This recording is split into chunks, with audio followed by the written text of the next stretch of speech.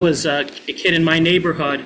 We were like the only Jewish kids in the neighborhood, and one of my pretty close friends across the street, he had a birthday. We never had birthday parties. Like growing up, we never had birthday parties. But the kid across the street had a birthday party. I was pretty good friends with him, but he didn't invite me to his birthday party, or my brother's, and he invited the kids from his school, to his birthday party. And no one showed to his birthday party. Not a single person came to his birthday party. And I was petrified. Oh my God, what if I had a birthday party and no one showed?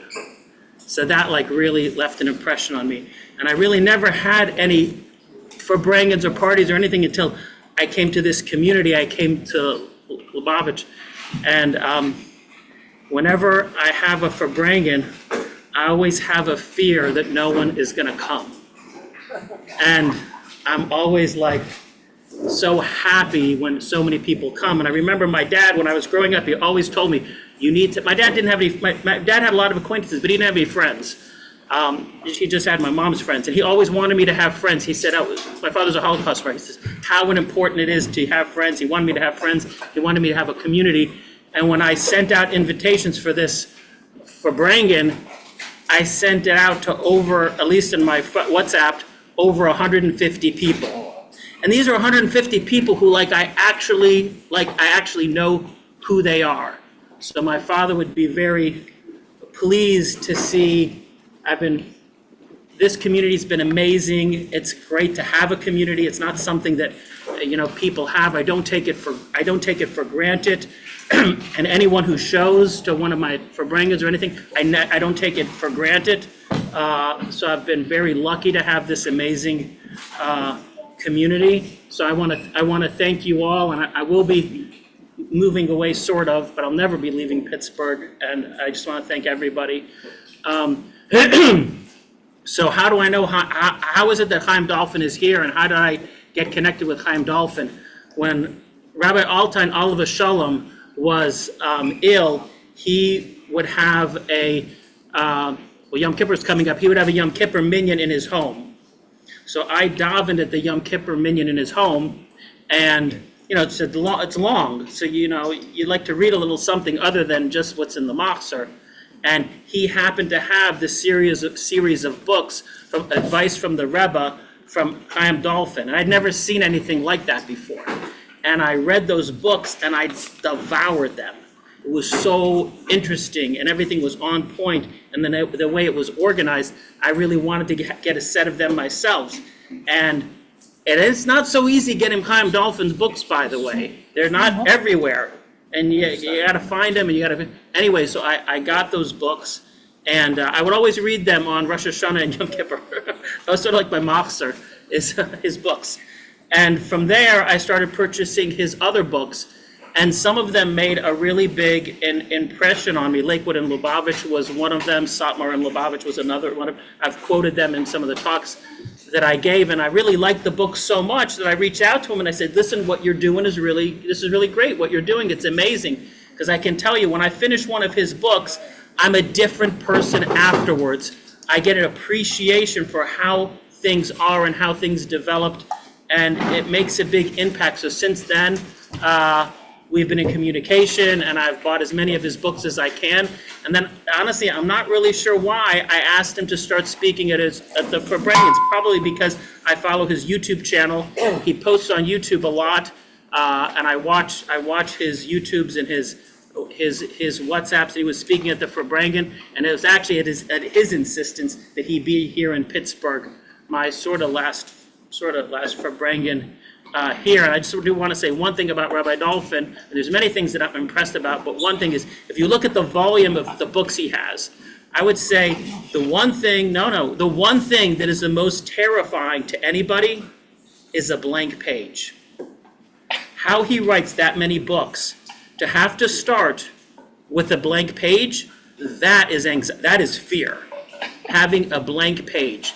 And how he can sit down repeatedly with a blank page and fill up those books, that takes special koyach. And when he finishes a book, to have, and I know what pain he must go through because I do some writing myself. I know what pain he must go through to finish one book, to finish that many books, and to constantly have the strength to face a blank page is amazing. Because with no further ado, Rabbi Chaim Dalfin.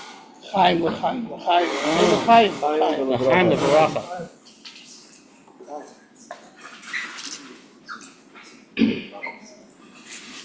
Today is the yahrzeit, the 60th yahrzeit of Rebbe Chana Schneerson, the Rebbe's mother.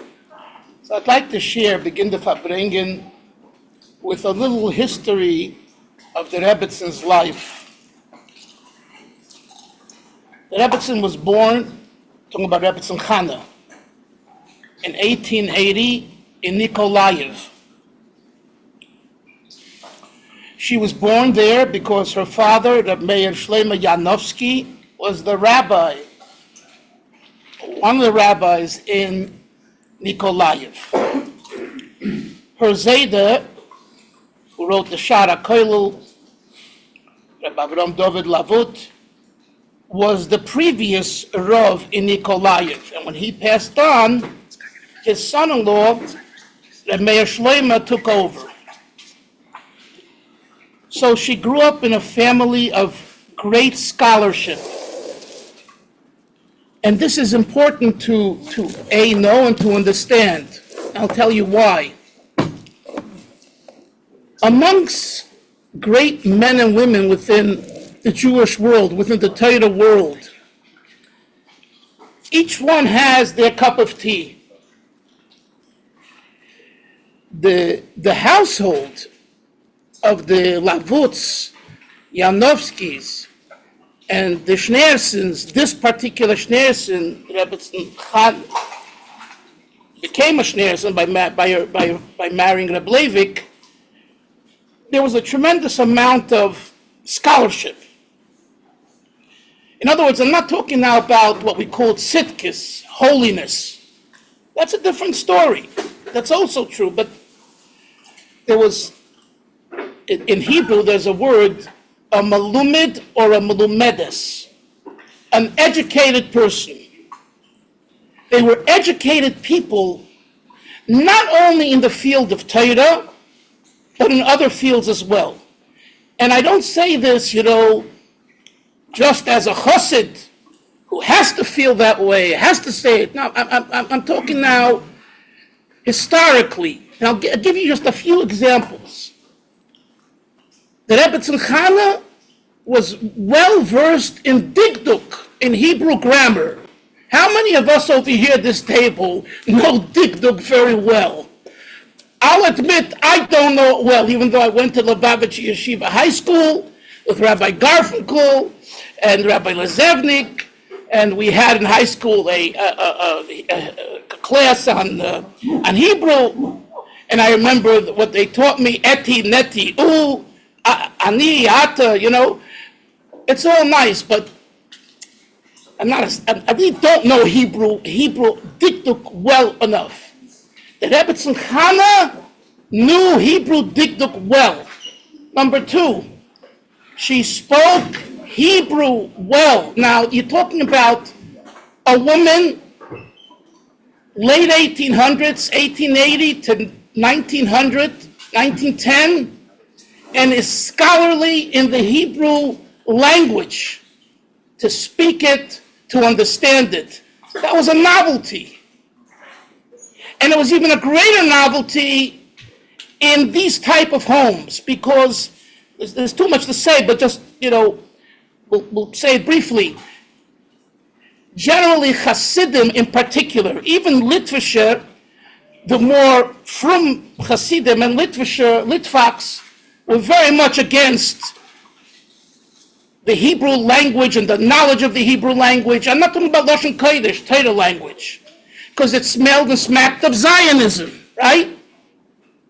Zionism was treif. So anyone that dabbled in that field was a suspect, okay? So here you're talking about a woman who knows this and knows it well, this was a novelty. Another example. The Rebbe had a cousin, his name was Avram Shalansky. He came to Eretz Yisrael and he became a very famous poet. Has anyone heard of this cousin Shalansky? So he wrote his memoir, and it was translated, and I read lots of it. And there especially is a part there, he tells over kind of inside the cheder, inside what's going on. He lived in his parents lived in the same building as Reb Leivik. I think even on the same floor. They were cousins. I don't remember right now how they were cousins. They were cousins. So he tells over that he would go into the house and play with the three boys, the Reb and his two brothers. And when he went into the room, what do you see? What do you see in kids' rooms? Even from kids' rooms, Baruch Hashem, they don't have rock stars on the wall. Yeah, okay. You know what the Rebbe and his brothers had on the wall? Can anyone guess? Rafal, my dear Chaver, could you guess what the Rebbe had on the wall? No? Astronomy charts. Astronomy charts. That's scholarship. That's education. Not that we should. There was a cleverness. Let's use another word, a sophistication of Torah values expressed also in the sciences and cultures of the world that the family had. And in particular, Rebbe Tzimchana, more than Reb Leivik. Reb Leivik was a great Rav and a Makupel and a Tzaddik. And who runs the home? We all know the mama, the mother. So, because she came from education, she educated her sons. And Shalansky tells over how another thing that was very emphasized in their home was negina, Chassidic songs, Chassidische nigunim. Why? Well, Yanovskys were Levium. And I believe someone told me, I didn't have a chance to check it, that Avram Lavut was also a Levi. Does anyone know? But that's what I was told. I think so. Levium Beshira, right? What's the avoid of Levium? Song. So that's just, they were Levium. But in addition to that, they were composers of Lubavitch Nigunim. And we'll sing one of those Nigunim in a moment, because you all know the Nigun. You probably don't know that it was composed by the Rebbe Tzimchana's Zayda, Rabbi David Lavut.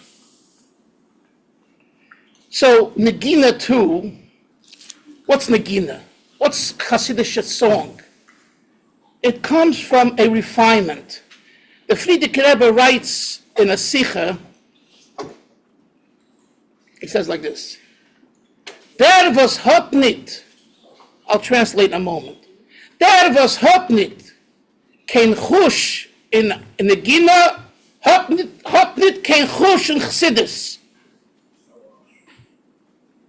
The one that doesn't have an expertise, a talent of Negina is lacking a real talent in understanding Chassidus. And I want to tell you, my friends, I was, besides a Talmud, a Ben Bais, Rabbi Yoel Khan, and I saw firsthand how this individual, with all of his genius, but Negina was such an important part. And when he sang a niggin, it wasn't just singing a niggin.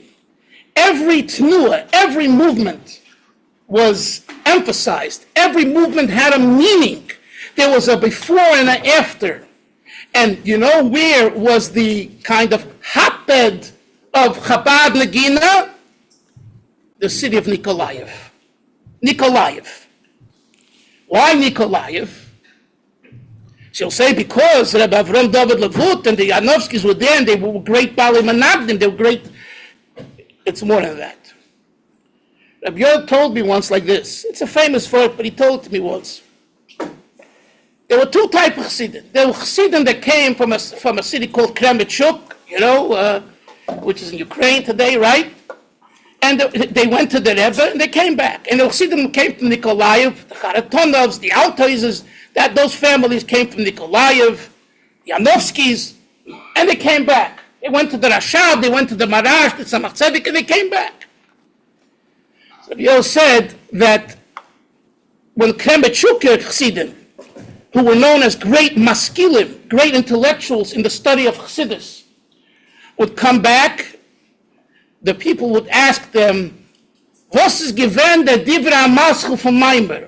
What was the opening paragraph, the opening line, the opening posik, the opening chazal of the Maimer that the Rebbe said? In other words, what enamored them? What caught their attention? The Maimer, the Chassidus, the intellectualism, the depth. When a Chassid came back from Nikolaev, you know what the Chassidim in Nikolaev would say, from the Rebbe, they would say, "Was macht der Rebbe? Wie fühlt sich der Rebbe? How is the Rebbe feeling? How is the Rebbe doing?" They weren't so interested in the Maimer. They were interested in the actual physical health, stamina of their Rebbe. Nikolaev was a very, he used the word emotional type of a atmosphere for Chabad Chassidim. Kremenchuk was more of the intellectual. You had what was called the Berelach, the Geraris. There's a lot to say, and time is short, and there's too much to talk about. So but general, it's like saying the Chassidim for Rabbi Roosevelt's community in Pittsburgh are a certain style. The Chassidim from Bechveis HaShliach in Florida, who has an Anash community, are another style. Right? Every community has a culture. And by the way, this is something that I've written about extensively, and people don't pay attention enough to this. The culture. You are what your culture is. What culture were you raised in? What culture did you adapt? What is your culture? And the culture makes a big difference. Like Rafal, my dear friend Rafal here, who came from Borough Park, he told me years ago, there's no place like Borough Park.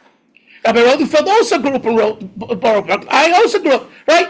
I don't know about him. I like Borough Park, but the way Rafal said it to me was very interesting, and he's not a Borough Parker boy. I think you're from Manhattan, Rafal, or something.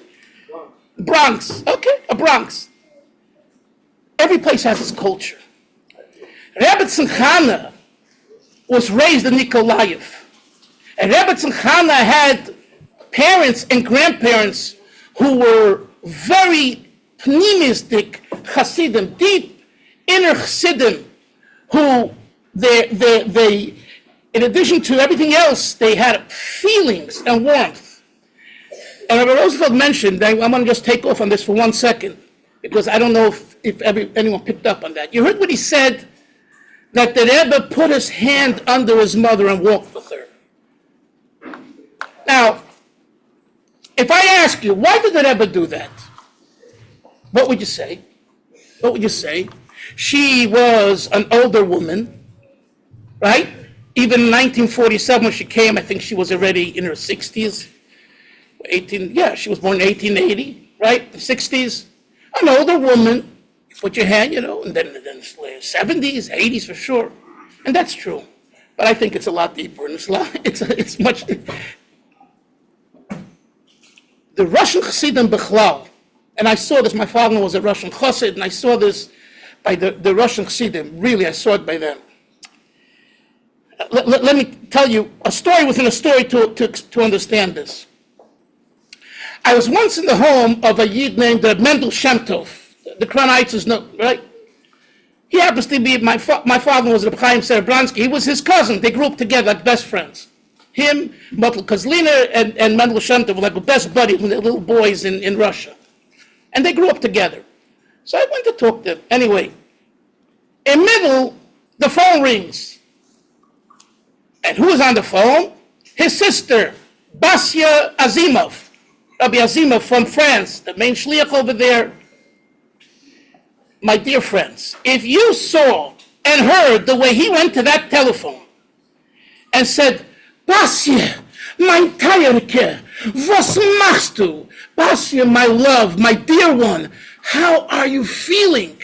The love and connection went through the telephone. I saw it with my own eyes. I heard it. The Nikolaev Chassidim were this way. And Rebbe Tzimchana grew up in this culture. So when you think about that, when the Rebbe puts his hand under his mother, that is the same warmth that those Nikolaev Chassidim had. And it's not as though, oh, my mother is old, my mother shouldn't trip, I'm going to now put my hand under her. And that's a side benefit. It doesn't begin there. It begins with the Ava Nafshis, the soul love. That's the experience. So, just to continue on for another few moments about the Rebbetzins' history. She had a very hard life. Rabbi Rosenfeld mentioned before her memoirs. It's really a chiyuv, an obligation to everyone here to read that cover to cover in Yiddish, Hebrew, English, maybe it's in other languages. It's a must read. It's an original diary. We call that writing. Dr. Moritz, what do we call that a writing? You're a writer. A primary source. Not a secondary, a primary source. Seldom do we have primary sources. I just got back from Cincinnati. I researched at the American Jewish Archives to find primary sources. Because much of what we write and what we read, frankly, are Bubba-Mises. Baloney stories. Unless you have authentication from an honest person who, either experienced it or heard it, or you find a source. And there's not, especially today, people have gone on in things that I write about, who can I talk to? So when Rabbi Karp was in Florida and I met him there, I sat with him and I took the time. I want to hear from a person like Baruch Hashem, he's no youngster, and he was around. So I listened. Raphael Eisenberg is older, Rabbi Rosenfeld. In other words, the people with the white beards on one hand, you can say, oh, they're over the hill. and the youngsters feel that way, right? The truth is, we need youngsters very much. The future, which this yeshiva gives, the future for Lubavitch. At the same time, the elders are an anchor. The elders are so important. My Chabad, David here, we grew up, Rabbi David Fried and I grew up from second grade on in Lubavitch Yeshiva in Bedford and Dean, before Ocean Parkway. Second grade, little boys. We grew up together in yeshiva. So the primary, so the Rebbetzins Chanas, this is what I was getting here. Her diary is a primary source, so I really encourage you to read it. Okay. So she if you read the diary, she had a very hard life. I'm sorry, until she came to America in 1947, and she would say. I think she even writes it, I think. She says in her diary, my best years are here in America because I have a son with me. And again there, I if I may say so, it wasn't because I have my son, the Rebbe. Of course he's a Rebbe. And he's our Rebbe, and he's the Rebbe. It's her son. Do you understand? The humanity is so important. That's what I'm getting at. There's a humanity here that makes this real. And the same is true, by the way, in our own lives. Children, grandchildren. What are youth looking for? To be real. To be real. Someone once said, he came to Lubavitch back in the 70s, 60s, 70s with the hippies and the gurus and the Buddhism. And some of you tasted that, right? What did they see? Actually, Rafal told me something that I always repeat. I asked Rafal once at my table, he would come quite often to eat with us, and I asked him, What got you? I don't know, Rafal, have you told these chevra? They don't know anything, huh? What enamored you about the Rebbe? This is a product of the 60s, like, what did you see in the Rebbe? And you know what he told me? May I share it? He said, I saw in the Rebbe, I don't know if he used the words, but someone sitting on a dais with 3,000 people all around. Lahavdil reminded him of the gurus over there in India, wherever he went. Right? Malchus. Everyone is turned on a different way to Torah, mitzvahs. Of course, at the end of the day, it's the neshama. Rebbetzin Chana had a hard life, and she comes to America. I'm talking about that, after Reb Leivik passed away in 1944, she was devastated. And this is also in a primary source by someone named Reb Shmuel Nimoiten, who helped the Rebbe's parents, and after Reb Leivik passed away, he helped the Rebbe Tzimchana, and I have his memoir as well. Hopefully it'll come out one day as a book. So he says there that the Rebbetzin didn't want to go out. She stayed in her little hut. Now we would call that, depression. Call it whatever you want. I don't know, today we're labels, depression, melancholy, mental illness. She was to herself. Another thing with Russian Gittin, they hate taking. I saw this with my father-in-law. He would never ask for anything till the end. They hate taking. They hate asking for themselves.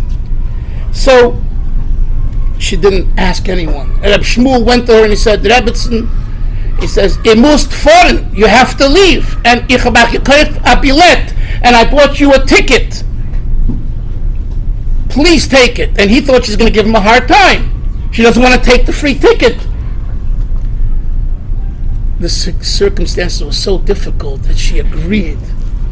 And she took the ticket, and then she went out with the shalom, with all the Lubavitchers, and came to the DP camp. This is a hard life. Her husband was young, such a goin, and the starvation. Rabbi Yoel told me things that he heard from the Rebbetzin. Chana, because him and his wife would speak to her a lot. He told me, Mamish, there was no food for Shabbos. He opened up whatever the equivalent of the refrigerator was. There was nothing there. Shabbos was coming. And he told me that she told him once, it was an hour before Shabbos, and Reb Leivik is pacing back and forth. I forget now. And she says to him, Leivik, or Reb Leivik, how she called him, or my man, they said my man, my husband, out of respect. Wir haben nicht auf Shabbos, Kiddush, Challah, Epis. And she said it with a very great pain. And Reb Leivik stops. I don't remember now the Chazal, he quoted a Chazal, I forget now. I think that Shabbos itself is Makadish, that Shabbos itself becomes the Kiddush. And he continued walking back and forth. Did you understand the poverty? We should never understand it. We don't understand it. And we should never want to understand it. But that's the life that they had. This was very, very difficult for them. Very difficult. So she comes to America, and Baruch Hashem, she gets from 47 to 64, gets those years, the good years. So it's in this background that this special woman who gave us our Rebbe, right? The Mama Ruchel, right? Ruchel Imenu. In Bethlehem, where we go to daven, this is our Mama Chana. So it's a special occasion, Yuschus Michal, that it's Yom Aledes, that we have a Farbrengen, to say L'chaim, to sing a niggin, and they should help Taka that we should have only Psudas Tevas, Nakmach Sima Teva, L'chaim, L'chaim.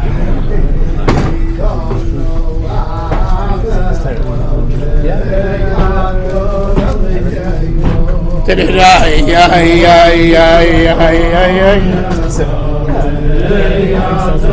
Dalfin, die Mensch, Shabbos bekatschen. Was another Chazal, gedenkt. Was another Chazal.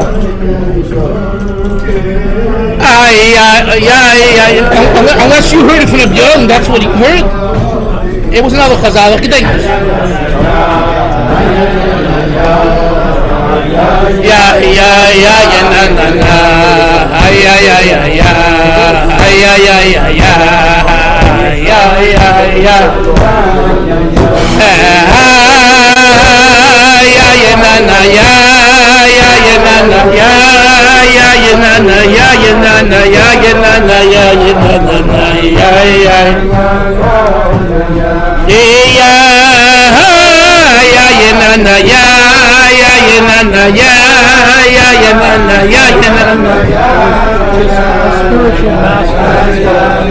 Spiritual master.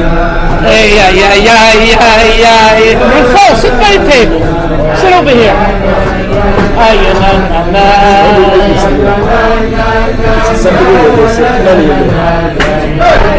What? Oh, how are you?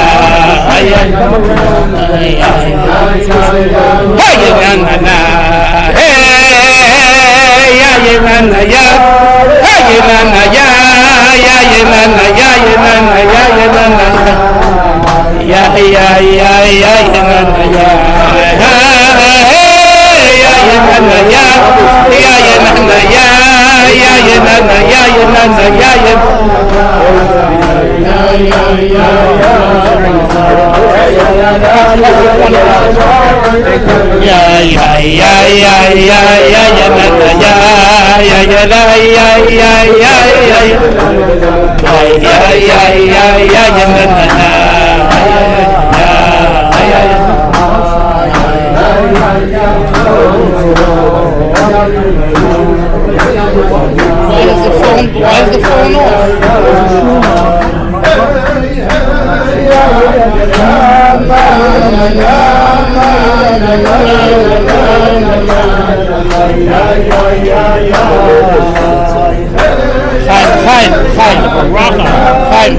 Only a good year. Good year, Shem on your time to be slow.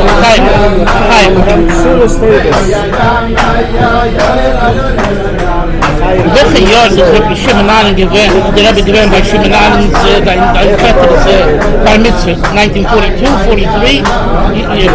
Dein Bruder told me, you don't remember? Okay. I know when he was by my brother's bris. 1951. 51. Yeah. But the bris, he was the son. Not Ben. It was by the bris. Not by the pig, not Ben. It was the Sunday by the bris. So,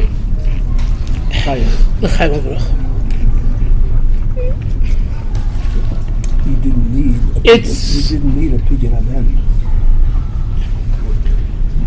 My brother doesn't need a pidyon aben. right. Thank you. It's, why am I here? Rabbi Roosevelt didn't invite me. Rabbi Rosenblum didn't invite me. No one invited me. In fact, no one invited me. Wait a second, what are you doing here? What am I doing here? He know every year he makes a Farbrengen. So the last few years he asked me to be on the Zoom. So I decided, even before I knew that he's ultimately moving away, at least temporarily, that I want to be in person. I decided, You're coming. that's it. And I was supposed to be in his house. The next thing he says, it's in the shul with publicity, this, that. So, be me Michael, please, Rabbi Isai, but this was supposed to be a homie Farbrengen, where I can bang him over the head. So I'm going to do that now. There's a button that shuts the camera down. Yeah, I'm going to do that now, but I'll do it in Chassidic Shaifen. Reminds me, Rabbi Yisrael, your father Zol Zayin Gesund told me once, many years ago, there was a Chassid in Eretz Yisrael. His name came from Russia. His name was Reb Zalman Moshe HaYitzchoki. They called him Zalman Moshe HaYadua, and he was a very sharp Chassid. They say he knew Samach Vov by heart. He was a big makusher to the Rebbe Rashab. And this Reb Zalman Moshe, as we say in Yiddish, had gehat a Zung. You know what a Zung is? He had a tongue. It doesn't in English. Or we say a gehat a pisk. He was sharp-witted, and he let you have it. And sometimes he would add pejoratives as well, which we're not going to do at this Farbrengen. It's online. Anyway, but he was so sharp at some of the Farbrengens over there in Tel Aviv that the Chassidim, your father told me this, the Chassidim wrote letters to the Rebbe, and probably Yosei the Rebbe Simpson read, whatever. I mean, somehow the Friedrich Rebbe, they said, "We cannot sein by a Farbrengen mit them. We cannot sit with them." A shell, he curses, And by the way, his son was Rabbi Avram Mayor, who said that mit dem nicht verstanden. Okay, that's another discussion. I'm not going to go into it now. Yeah. In other words, you think he was into the nibble peh? He wasn't into the nibble peh. He was talking to his nefesh abamis, a behemoth. So he was really giving it to it. Okay, other name, I'm not going to go into it.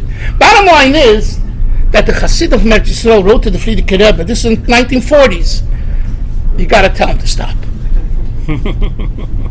Guess what?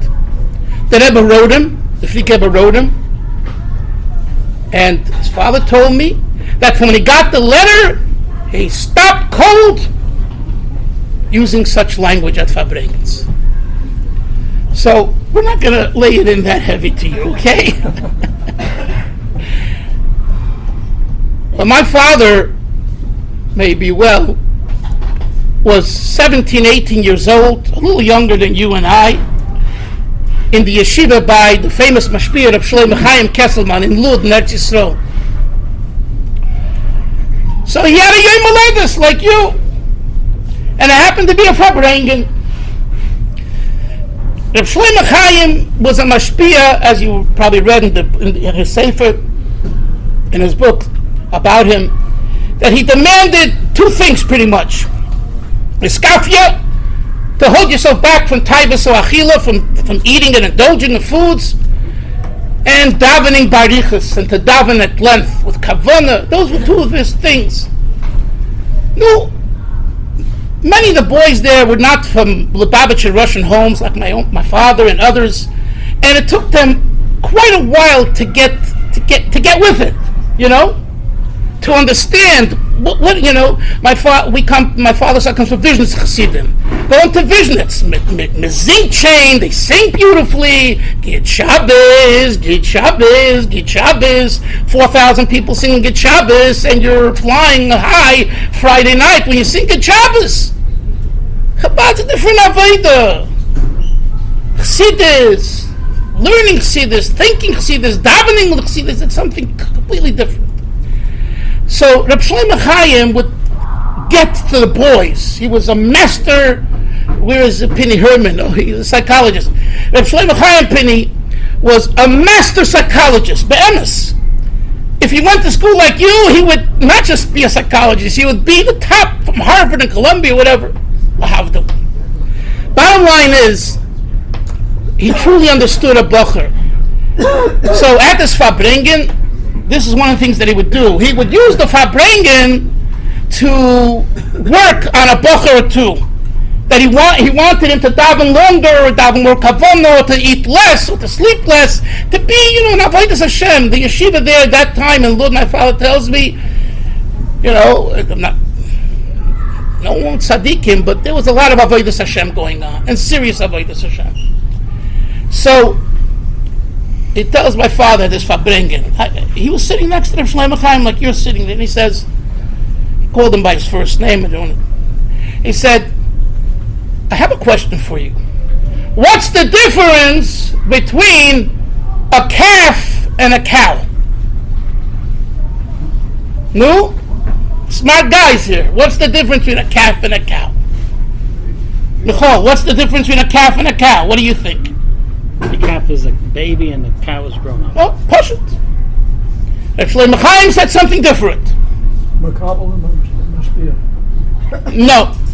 The calf can become a cow, but the cow can become a calf. No. All true. Everything everyone said is true. It's not what he said. You know what he said? A calf can jump around a lot. A calf can springen. Jumping. A cow can nicht springen. A cow doesn't jump. Farvos. Why? Come on. Why? Calf has a lot of energy.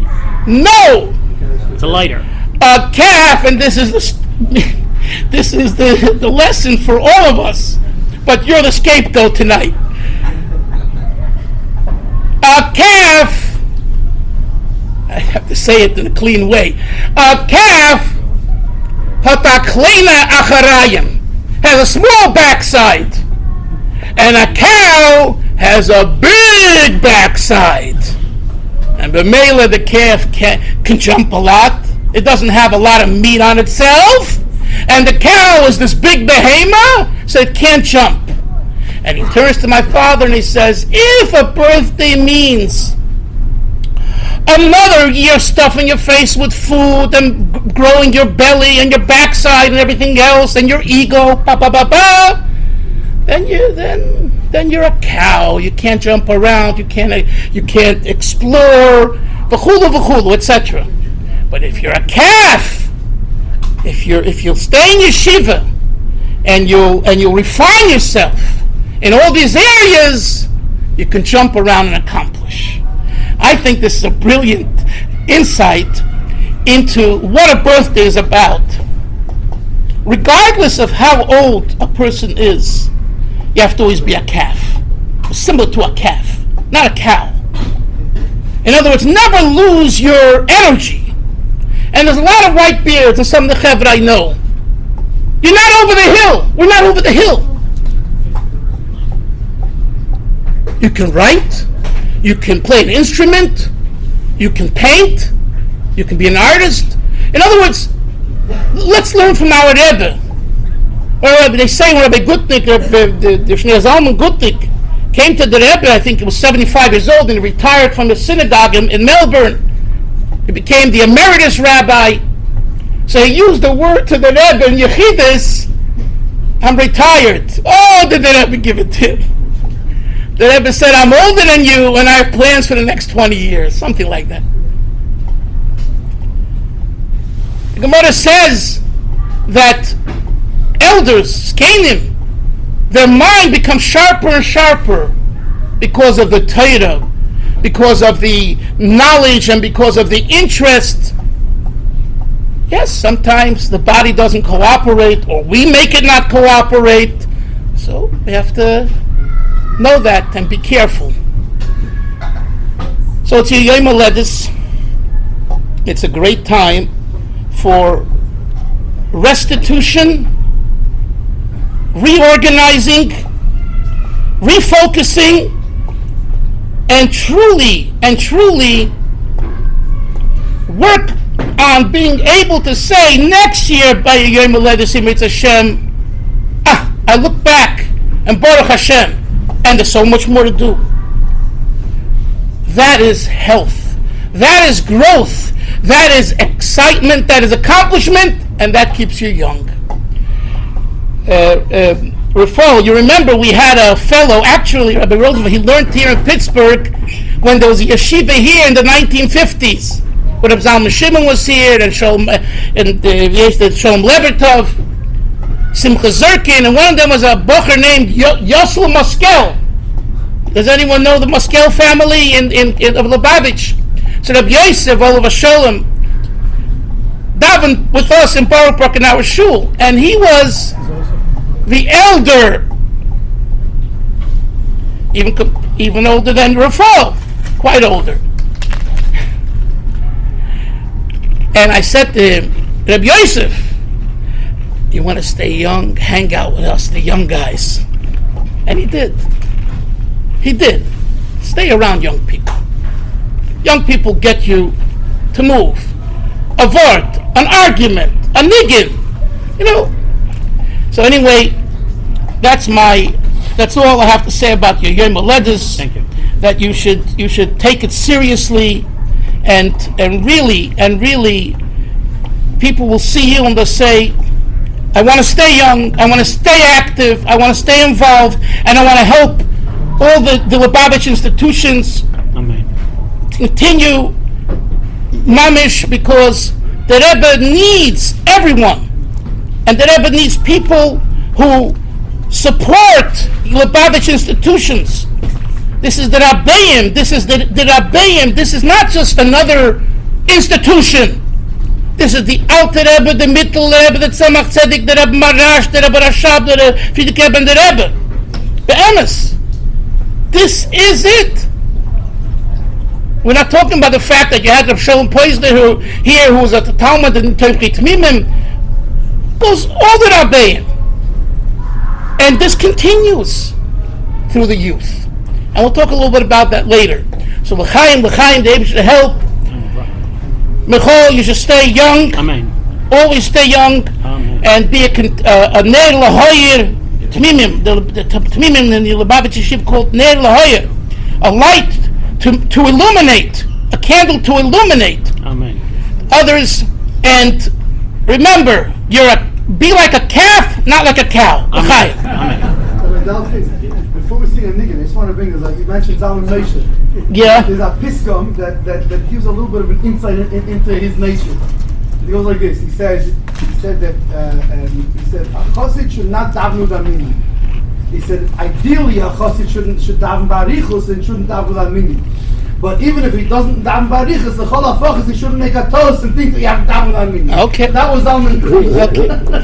Let's sing now another niggin that came from the Lavutz and Yanovskis, and the Rebbe loved this niggin.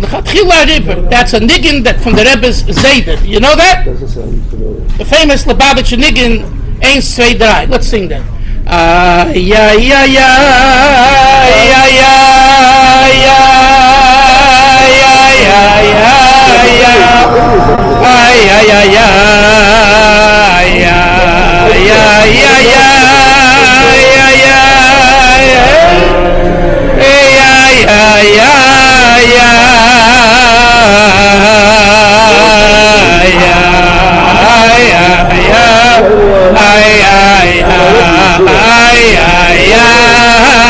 Yeah.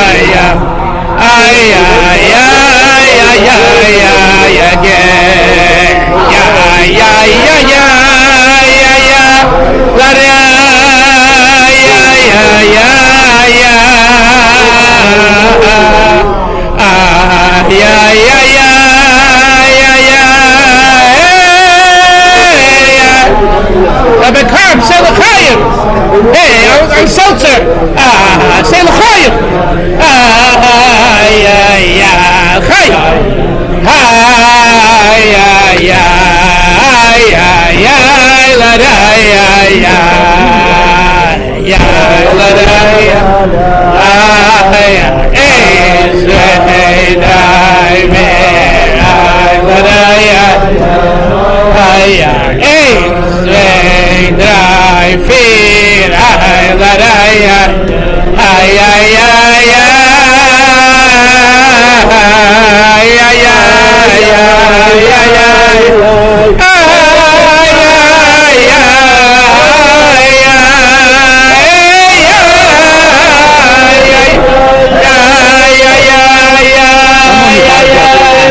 Right up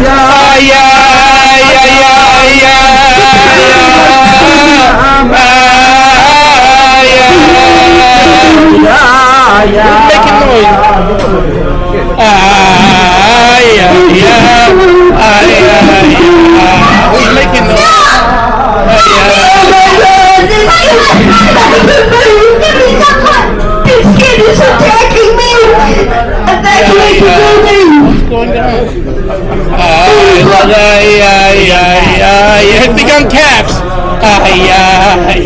Young calves.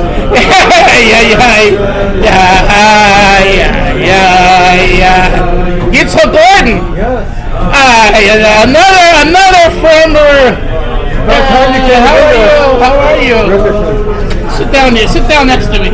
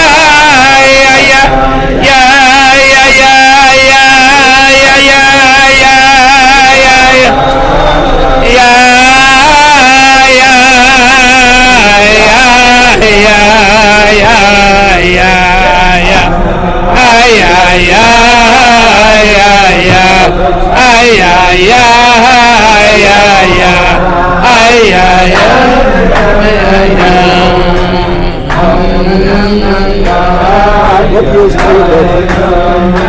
67 through 69. I'm a little younger than you. There was a Dalfin there. My uncle, Yankel Dalfin. What's your last name again? Zeitz. Mrs. Zeitz. Zeitz, your brother, that's my uncle. Who's your? Yankel Dalfin. He was your class? I was there with you. Yeah, he was there then.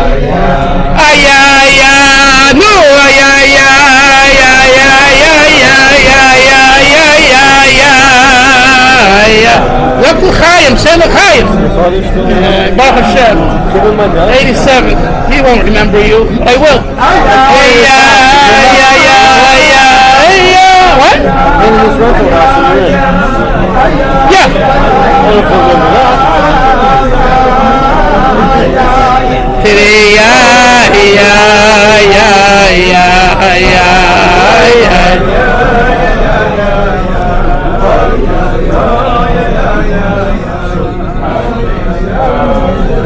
I just want to say that Stam asked me to bring some of my svarim, so I just put whatever I had over there. I'm giving you guys today prices that you won't get in the stores. So It's like a hay table sale, just for your own record. Okay. So in walked another congregant of mine when I was a rabbi. Guess where? A place called Marin County, California. No, the older chevra here. You were in Marin, near Berkeley, right? Berkeley is in the east, and this is north. So Yitzchak Gordon, at the time he was known as Peter Gordon, came with his wife and became part of our Chabad house. Baruch Hashem, he's been here for years, married off, I think you have 2 children or so? We have 4 children, 3 are married so far. Baruch Hashem. Great. The Rebbe's arbeit, the Rebbe's work, it continues. Big time. And when you sit next to a Yitzchak Gordon on one side and a Michal Moritz on the other side, and a Rafal Heisenberg, and you see the Rebbe's work.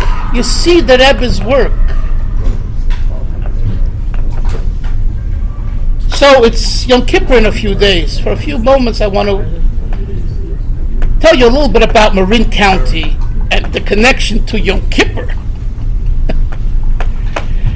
So Marin County was depicted in a 1970s documentary in the following way. Are you ready? It was the hot tub capital of the United States while you're smoking dope, weed. So I recall someone living in one of those cities who says to me, a former New Yorker, arguing about Torah and this, and he knows better than the rabbi. What is he doing? He is raising pigs in his backyard with a hot tub and a cuckoo. Marin County was really counterculture, but in a sophisticated way, Michal. Berkeley was the radicals. Frisco, San Francisco, we know what it was and is. Marin, as we say in Yiddish, there's a word, I want you chevra, the English speakers, to learn this word, bessere Menschen. How would you say in English a good way, bessere Menschen? I mean, the little translation is better people, but it's not a good translation. Huh? Bessere, the sophisticated people. So, the type of people there were intelligent, had good jobs. I think per capita in those years, it was per capita was like one of the wealthiest places in America per capita, all over, generally the whole county. The secularism was very great. I come to Marin County, July of 1984, the Rebbe sends me there. Shavuos, the Rebbe was giving out kosher bracha and bottles to those that were going on shlichus. I was just married. I got married 4 months before in Melbourne, Australia. My wife's in Melbourne. And 2.5 weeks later, I wanted to be at the Purim Farbrengen. I schlepped her away. In hindsight, there was a treasure trove of Chassidim that I could have spent days, weeks, and months. But you're young. Everything has to be now. You got to get back to New York. The Rebbe's Farbrengen in 2 weeks. So I schlep her back to New York. I make the Farbrengen. Shavuos comes. The Rebbe finishes 2-3 in the morning. I forget. And there's long lines, and we lived a block away on Albany, the corner where there's a bank now, an Apple Bank on top. Shopshi Gordon over Sholem owned the building at the time, and a friend had leased it, and I sublet it from him, and so it was a block away from 70. So I say to my wife, Rebbe will finish Farbrengen, I'll come home. Talking about, she's a newly married woman, it's by night, it's not the best of neighborhoods, And I'll go back to to get kosher bracha, and the Rebbe will give a bottle that will take a shlichus to Marin County to give out to the people and make a Farbrengen. Lo and behold, by the time I got back, the Rebbe finished already giving out kosher bracha. It was a very quick kosher bracha, an hour and a half, and I came back 2 hours later. Boy, did I feel. I felt so bad. Going on shlichus another few weeks. So I went to Rabbi Grona the next day, and I said, Rabbi Grona, you got to save me. Please, ask the Rebbe, would you mind asking if he'll give me a bottle? I said, I'll ask. I don't know what it'll be. He calls me the next day. The Rebbe sent out from his cup, he poured in from his cup into your bottle. And here's the bottle. So not only did I get a bottle, I got a bottle with the Rebbe's wine in it. Okay. Now, we come to Marin County. There were 19,000 Jews on the Federation list. You know, what is a Chabad rabbi comes out to a little shtetl to a Federation list? I had something to work with. Lucky I had a Federation list, right? You're smiling. You know what I'm talking about. You live there. So I saw an ad. Listen to this. That a friend of mine is a little older, Rabbi Chaim of Chicago. I came across a flyer. It had his picture on it, and next to it, and had in large words, I am not Reform. I am not conservative. I am not Orthodox. And then a small, I am Chabad. I am Chabad. I am Chabad. I am Chabad. And then the philosophy, Chabad loves every Jew, Abbas Yisrael, And I said, this is the flyer that I'm going to use to introduce myself to Marin County. The best message.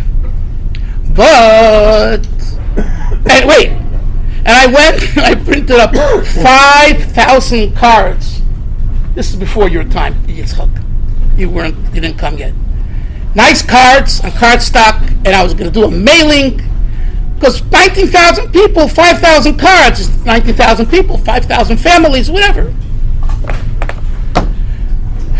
But you know, a shliach, someone who works for the Rebbe, you send in a duch. So I sent in this card to the Rebbe before I sent it in the mail to the people. A few hours went by, and either Rabbi Groner or Rabbi Klein, one of the Rebbe's secretaries, calls me. He says, the Rebbe has given an answer to your duch. So what I was expecting, wow, Baruch Hashem, Asker Alatzian is giving me a bracha for doing this great thing. He faxes into my office the Rebbe's answer. It was like a 10-line answer. It wasn't just an asker, you know? And basically the Rebbe says like this. I don't remember the exact Lashon.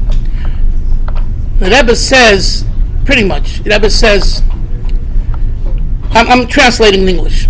The message that you're trying to convey is that we're all one Jewish people, and Chabad stands for one Jewish people, right? No differences. So the headline of your flyer contradicts that by saying I am not this, and I am not this, and I am not that. By default, you're saying there is Reform, Conservative, and Orthodox.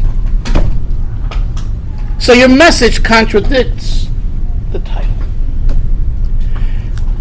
Then the Rebbe says, and if this message is even necessary, dai b'dibur, those I remember. It's enough, it's adequate to share this in words, not in writing. And then the Rebbe ended off, I believe, with a very sharp answer, sharp words. Vashem atoiv yichaper. And the good Lord, may He forgive you. Yeah. Very sharp. I took the 5,000 cards. I remember my little garbage can. Dumped them in, spent the money. It ain't going out. Zehu. That's it.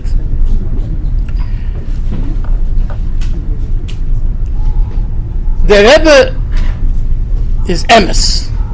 And emes knows there's one Yiddish people. And everything else is not important. And it, in fact, can be a contradiction to the message. Yom Kippur, Chazal and the Alter Rebbe and the Rabbeim and the Maimorim explain what is Yom Kippur. If you have to ask yourself, what is Yom Kippur about? Al Chait, forgiveness. The Alter Rebbe in Likutei Torah says an insight that puts it 180-degree spin. The Alter Rebbe says Yom Kippur is about Lifnei Hashem Titoaru. You're coming face to face with God, with Hashem, and the purification comes from that experience and that reality. In other words, Yom Kippur is not just about forgiveness and banging al chait. Yom Kippur is about the relationship with HaKadosh Baruch Hu in the most pure sense, which is beyond transgression. Can you transgress against yourself? Well, you say, yeah, sure, you could abuse yourself. We do it every day, don't we? Chassidus says, yeah, that's when it comes to the physical limited experiences that we deal with. You can never damage in its quintessential truth the neshama. Before I got married, I learned in LA by Rabbi Shochat in the yeshiva in Aruchana Chabad from 81 to 83. I'll never forget, there was one evening, a Wednesday or Thursday, probably Thursday, we were up most of the night. Someone comes running in. So we ask him, where are you coming from? I'm coming from Vegas. What did you do in Vegas? Oh, I got into a car and I drove very fast to get to LA because I was being chased by someone who wanted to kill me. Okay, and he told me why. I don't want to go into it right now. And I saw a synagogue on 3rd and La Brea.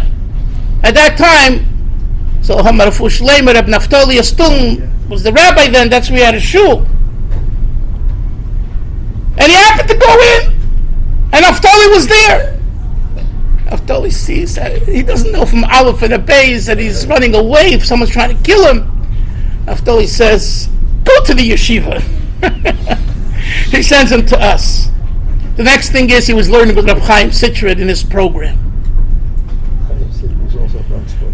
Yeah, he is a Bronx boy. So the neshama is beyond spiritual contamination. You know, like they say, lahavdil, the baptismals, sprinkle this way, sprinkle this way. The chicken is a chicken, it ain't changing. A yid's a yid. All the shtusim, all the nonsense, all the ridiculous things that we experience in life can't change the Lifnei Hashem Titoru Yom Kippur. So Rabbi say, Yom Kippur is around the corner. So I said, is Yemei Tshuva. What's the avodah? What do we have to involve ourselves now in? Is getting to our real self, the neshama, the nekudas hayadus, the quintessential aspect of being a yid. And that's what the Rebbe said to me. And why did he, do I know why, but surmising, Hashem ateiv yechaper, may the good Lord, may Hashem forgive you. Chaim Dalfin, you have it all wrong. What are you teaching the people in Marin County? I'm not Reform, I'm not Conservative, I'm not Orthodox, I'm Chabad. That's not Lifnei Hashem Titoru. That's not essence. So everyone here, whether you're this or you're that, the this and that is secondary and ancillary. We're Yidden. Happen to be Chassidim, Baruch Hashem, Ashrenu Matev Cholkeinu. And when we go with this Nakuda, when we go with this point, you become happy, you become successful, you thrive. Not like Alan Dershowitz wrote, the surviving American Jew or Jewish American. We are the thriving American Jew. We thrive. The Rebbe thrived. The Rebbe didn't just survive. Yiddishkeit was surviving till the Rebbe came along and he changed the whole face of Yiddishkeit, of Judaism. Be'emes. You know, I spend time and I write about other communities. Many of them, like someone mentioned, Michal mentioned, Sapper and Lakewood and Mir and Ponovich and Teravadas, and any community you want, I wrote about probably. Kulam Kedoshim, Kulam Mahuvim, they're all beloved, they're all holy. Be'emes. And as Rafal says in Borough Park, it's Be'emes. Beautiful, beautiful. When you get with Lubavitch, when you get with Chabad, is this Nakuda that is here to share with the whole world. And it's happening more and more. I'm in touch with people in Teaneck, New Jersey, which is, the bastion of modern Orthodoxy, making Aliyah to Eretz Yisrael. People are learning Chassidus.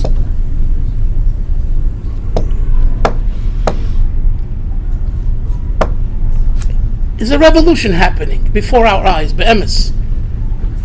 When Rabbi Rosenfeld and I were growing up, there was a lot of challenges, a lot of obstacles in these areas. Today, most of it is gone. No one's fighting, and no one is putting obstacles. Do whatever you can for Yiddishkeit. Be'emes. Really, it's a different period. And Baruch Hashem. So the Eibusher help B'chol. And on this special day, Vov Tishrei, the Rebbe Tzimchana's 60th Yortzeit, and your Yom Holedes, and a few days before Yom Kippur, that we take a few moments of serious thought, and one more Nekuda. There's a lot of davening on Rosh Hashanah Yom Kippur. Big machzor. And by the way, our davening, I don't know what time you guys started in Pittsburgh, our shul starts 9:30 and we finish 2. Rosh Hashanah. And I was told that the women's section was full. I said, because they asked me how many, my wife, my daughter, blah, blah, blah. What's the question? We have a lot of, Litvisher girls are coming to daven in Lubavitch. Why? Because they don't want to daven in their shoes. It's too long. That's what I was told. So Lubavitch has this, late in, early out, but there's still a lot of davening. That's davening, yeah. Now, it's better to say a paragraph with kavana than 20 without kavana. There's no rush. Where are you going? Where are you going? To eat a little chon, to a little... Yom Kippur essen doch nicht. Yom Kippur we don't eat. So there's nowhere to go anyway. Take your time, focus, put your talis over your head, those that wear talis. Think about your life. Where am I? Where do I want to be? Where are my children? Where are my grandchildren? It's crunch time. It's Yom Kippur. It's crunch time. This isn't a joke. I mean, if it's a joke, then give it up. And it's not a joke. It's Yom Kippur. Yom HaKodesh. They were Yidden. Yom HaKodesh, they didn't go to sleep. In 770. I remember Chassidim, especially some Bocharim, would sleep on the benches. They would fall asleep on a bench. Yom Kippur. Okay, we go to sleep. We need to sleep. Fine. But nevertheless, so it's Yom Kippur in a few days. It's a big machzor. Take your time. Nowhere to rush. No one can tell you, I need you home at 1 o'clock. The child's burning.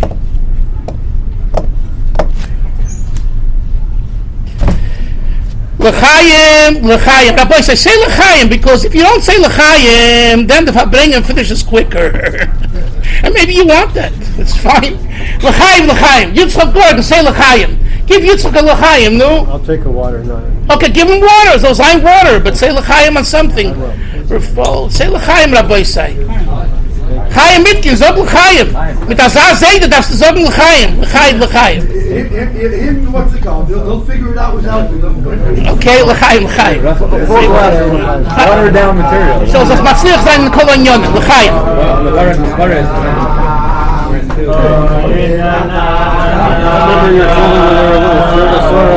All married except my youngest. You're giving me over. You know my Avon? Who? No, he's in San Francisco. Yeah. Don't know. I know the name. How's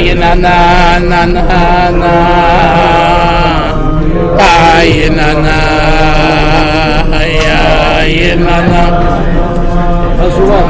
You want my other age? Give her my best news. I will. You want my other age of down? Oh, yeah, I know. He's younger, but I know him. Very nice. It's working.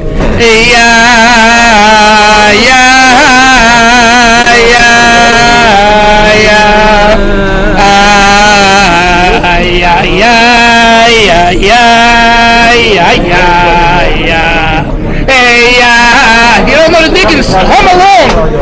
You Bocher, what's cooks me on? Sing, Bocher.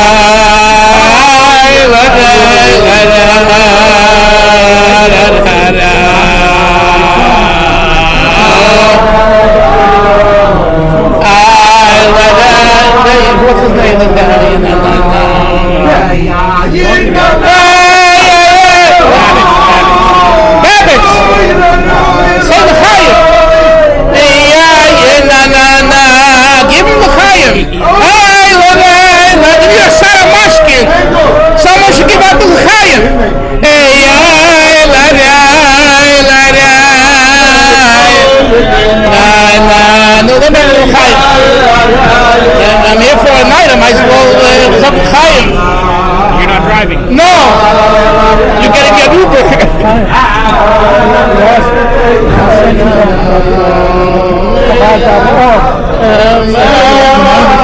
Yeah. I saw. Yeah.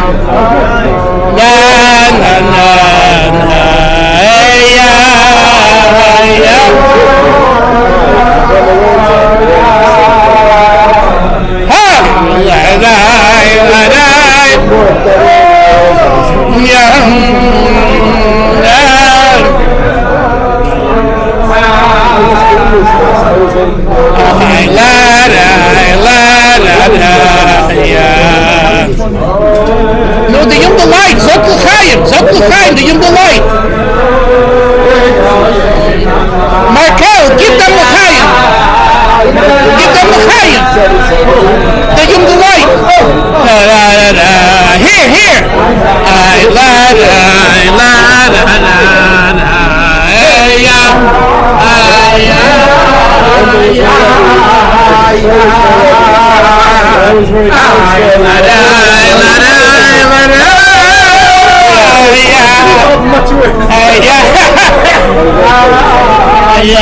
When did you decide to be an author? 1994,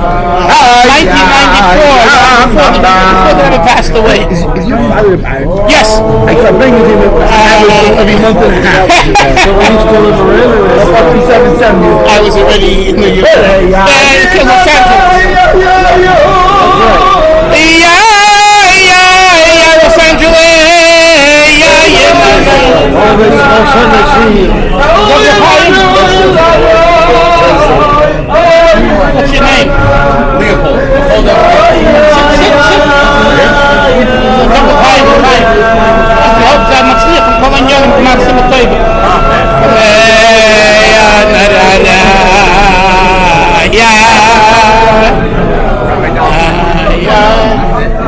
You finished? You have to go?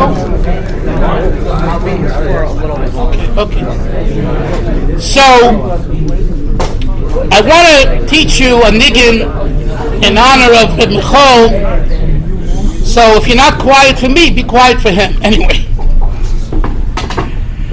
Michal, this niggin I heard from my father, who heard it in 770 in 1958. In those days, in 770, in a way, it was like the wild, wild west. It was still before the hippies, before Rabbi Jacobson made Hadar Torah, which started in 1962. But the energy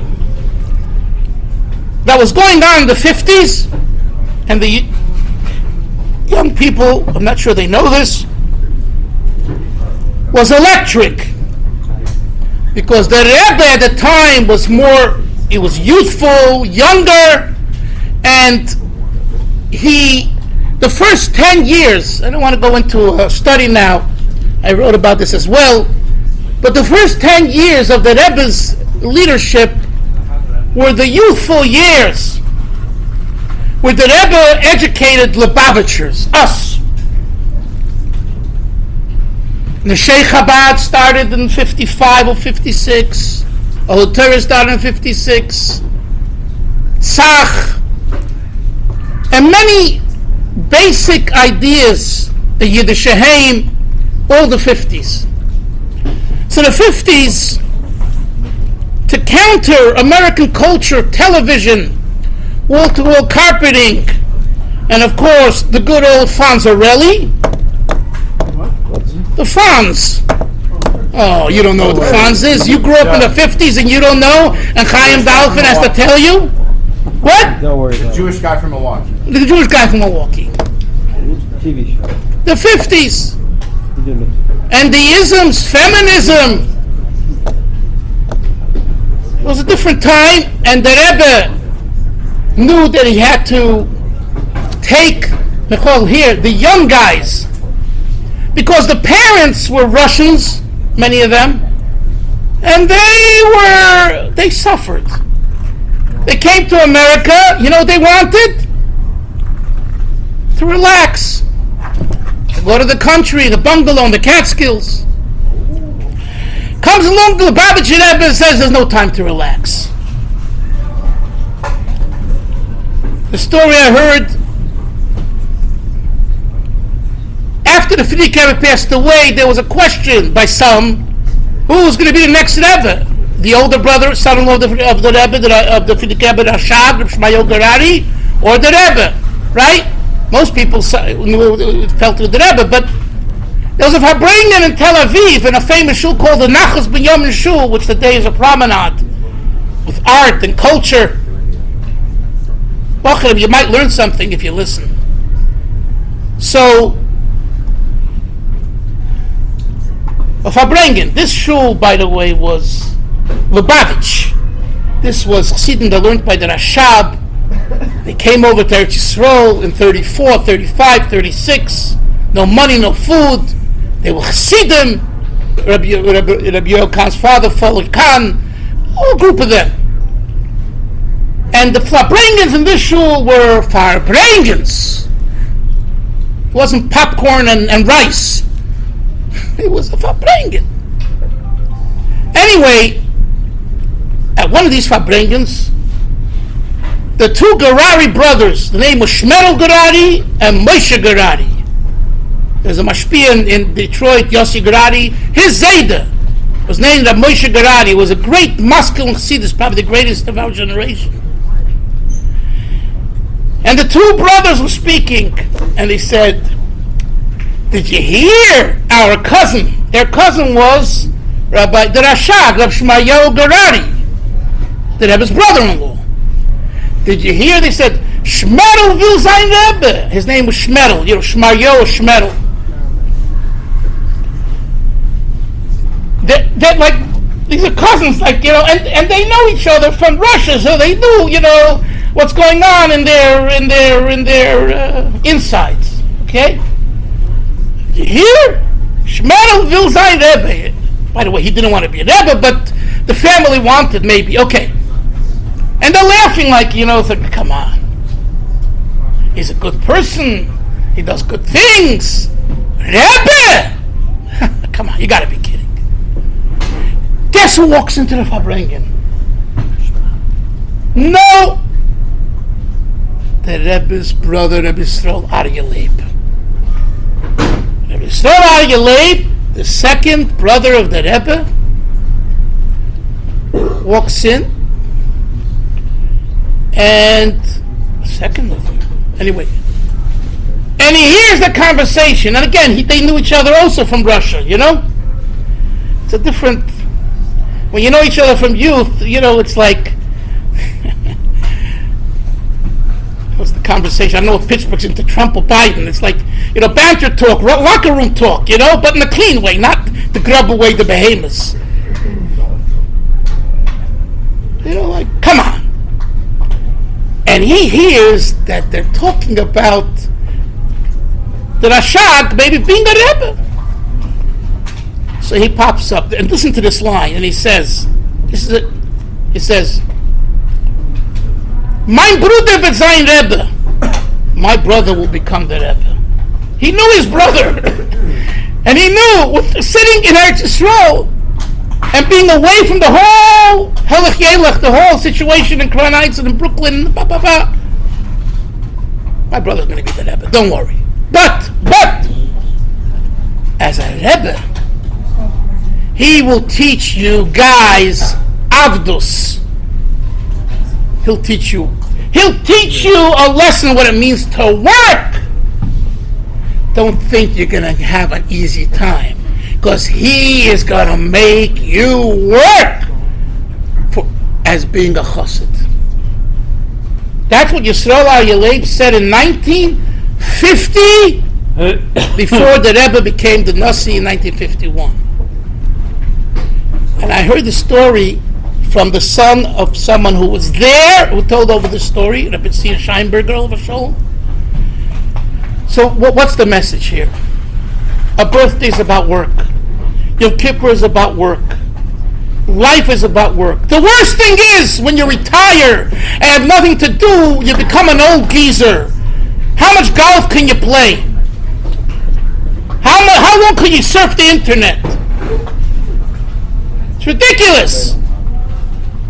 So my father, when he came to 770 in 1958, and this was the culture of 770, this is why I shared this all with you, to give you a background.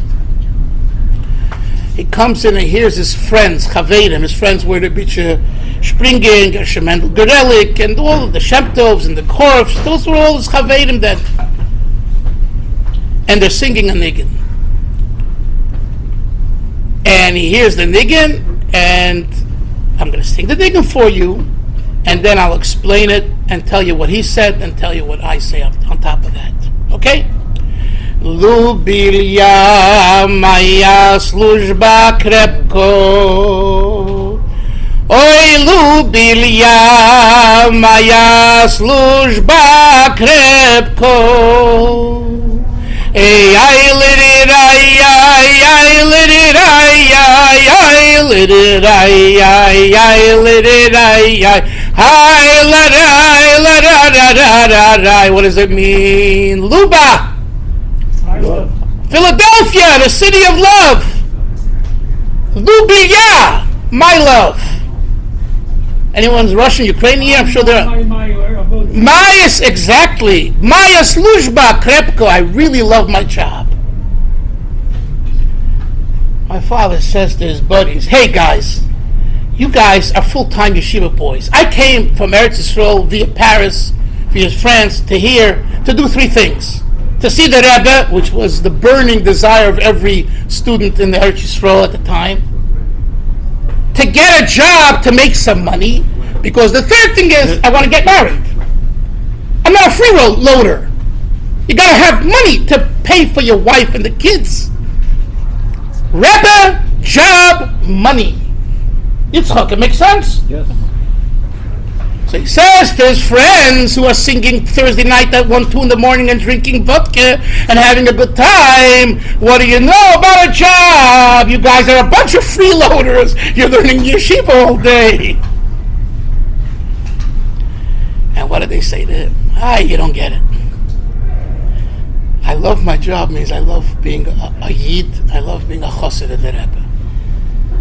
And the song goes back to when the Tsar, when it fell and it was taken over, right?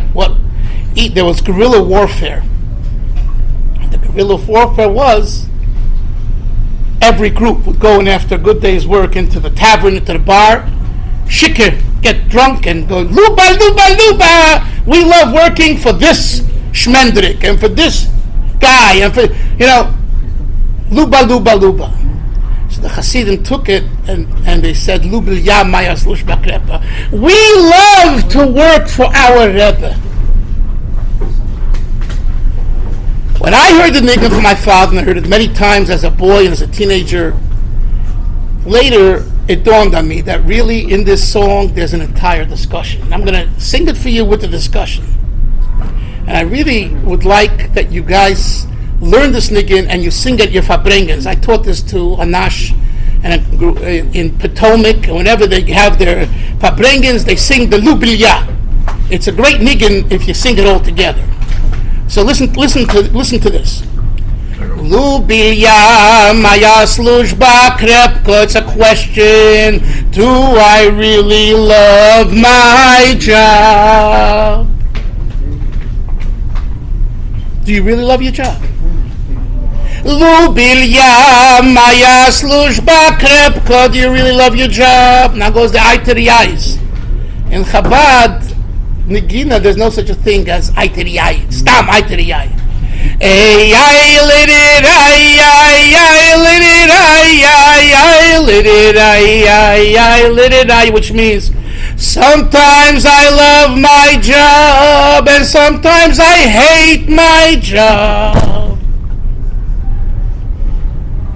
When bombs are falling and Yid and Nebuch are being threatened daily, it's hard to love your job. Right? It's very hard. When you have a personal issue and you're challenged, be truthful. How can I love you? It's my job at the time. It's hard. So the niggin itself gives you the opportunity to dialogue within yourself. Ay, ay, lit it, ay, ay, ay, lit it, ay, ay, ay, lit it, ay, ay, ay, lit it, ay, ay, ay, let it. That's the first set of eye to the eyes. Then comes the second set. And here the voice goes high and deep because it represents victory. Ay, ay, lit it, ay, ay, ay, lit it, ay, ay, ay, lit it, ay, ay, ay, lit it, ay, ay. 1, 2, 3, I definitely love my job. Why? Because that's the neshama talking. The body, the mind, the heart has questions. But when you access your neshama, you access your soul, there's no questions. Let's sing it all together. That's the explanation of the niggin. It's a geschmack niggin, and it's an important niggin to know and to sing. Lubilya, Maya Slushba Krepka, Shem sich nicht. Don't be embarrassed to sing with me. Ay, Lubilya, Maya Slushba Krepka. 4 simple words. Hey, ay, let it, ay, let it. Yitzchok, you can sing too. Ay, ay, let it, ay, let it, let it, ay, hey, ay, let it, ay, let it, ay, let it, ay, b'chol Lubilya, Maya Slushba Krepka. Hey, hey, Lubilya, Maya Slushba Krepka. Hey, ay, let it, Allah, let it, Allah, let it, Allah, let it, Allah. Ay, let it, hey, ay, let it, let it, let it,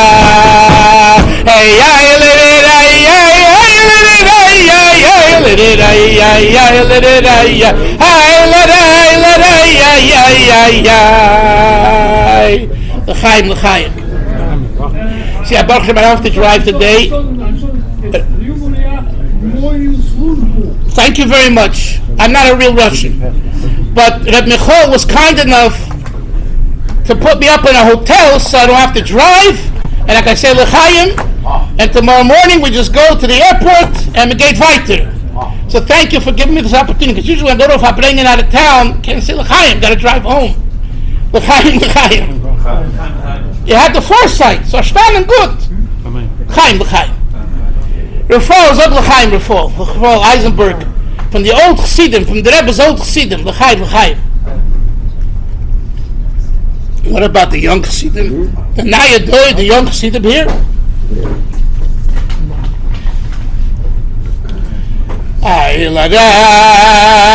This is a digging for a Beryl Messiah, if you ever heard of him, Chukar Berlach. Where's Markel? I can't sing it. Rabbi Dalfin, these Bachram over here are pioneers. This nigga. They just opened up a Zal first year. I'm saying Beryl Messiah was a Chukar Beryl. So it's up there. That's not better. Not singing the Berlach. That's not better. Why you verhaft me? Start. You want to sing that nigga? This nigga. Start this nigga. What's verhaft? Yeah, what I say.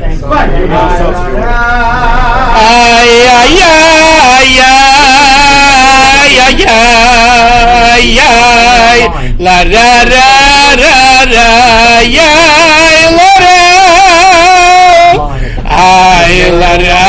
listen, we can't do that Yo Khan many times. Yes I did. What's the difference? Sing with me. Pinchas Herman. I forgot to mention my good friend Pinchas. Who gave the Pinchas? Rabbi Dalfin, the guy who is right there. Pinchas Herman and I were together in Los Angeles. No, sing with me. Sing. Sing.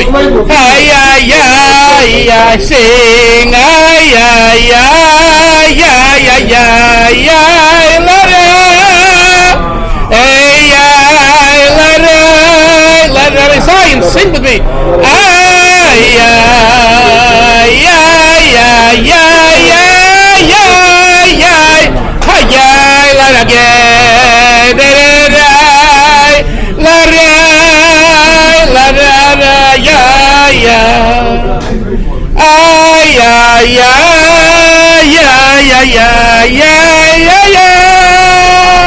Who can sing?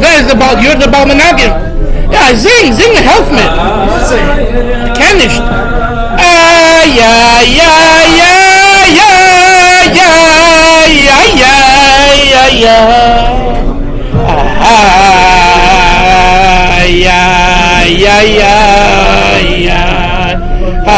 I can't do it alone. There's Bocherim here, sing.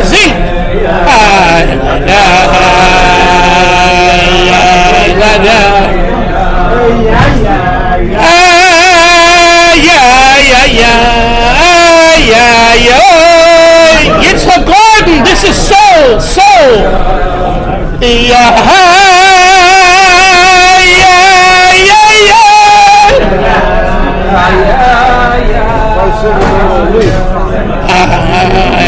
Vermischt, hackt. weiß nicht, singt der Nigen richtig. This Nigen is so deep, so powerful. Ay, ay, ay, ay, ay, la, la. Ay, la, la, ay, ay,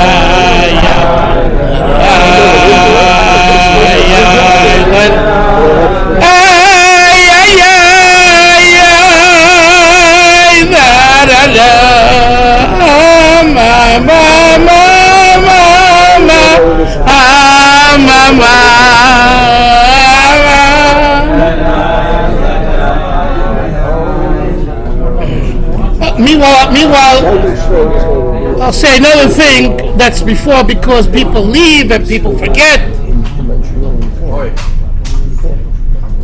I want to talk about memories.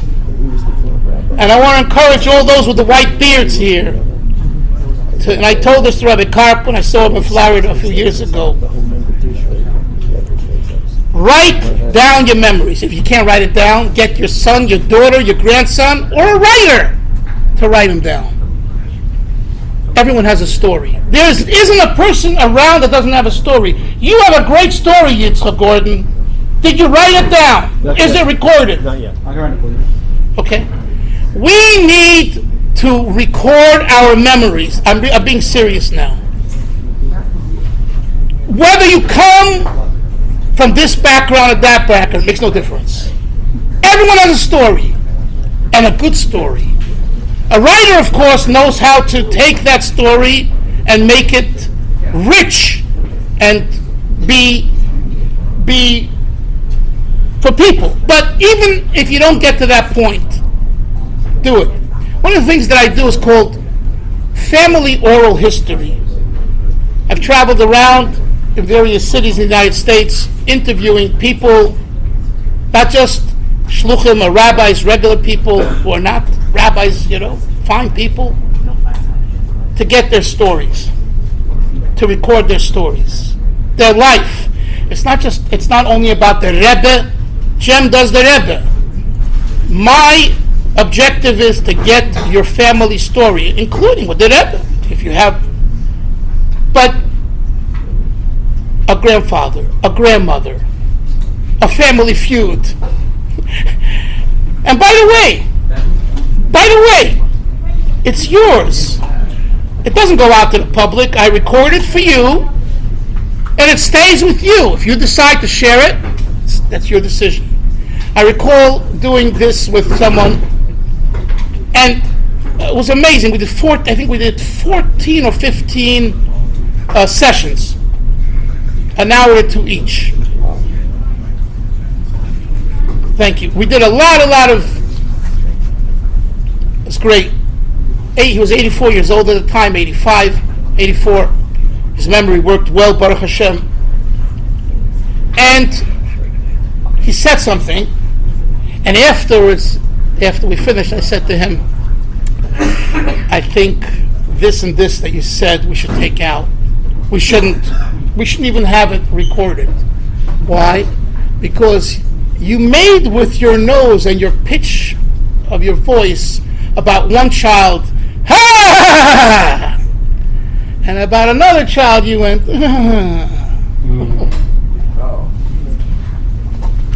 Chaim Dalfin, when he does oral history, is intensely involved in listening to the interviewee. Guys, please, this is Farbrengen. We need quiet, okay? If you want to talk, there's a door outside. So, the interviewee and the interviewer are most important,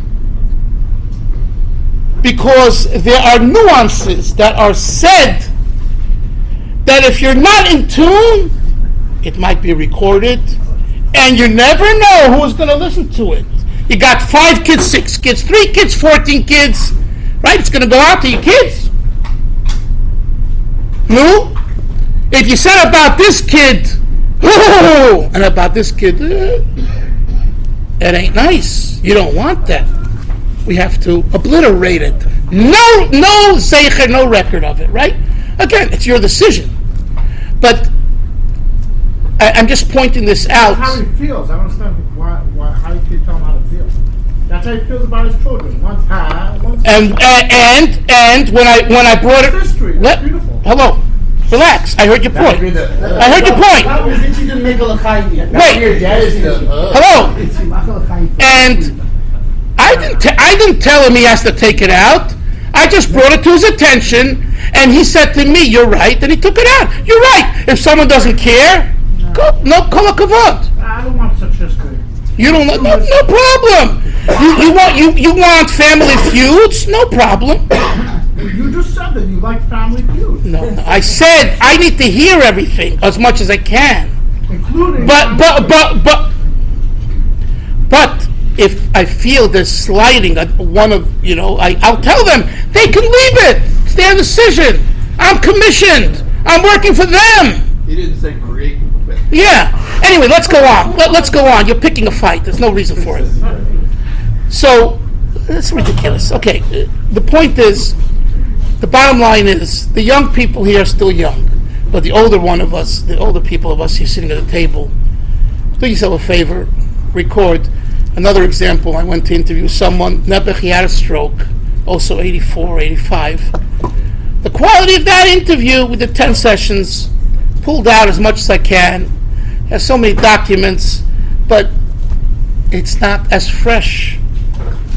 He's a stroke patient. So don't wait till it's too late. Don't wait for that time.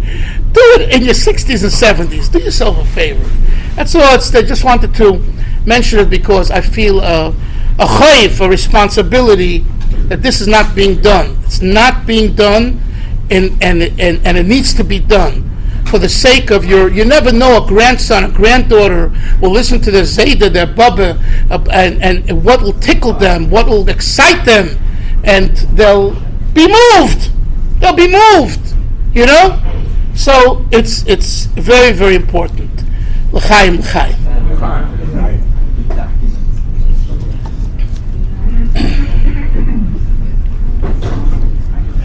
Ya ya ya ya ya ya ya ya ya. What time is it?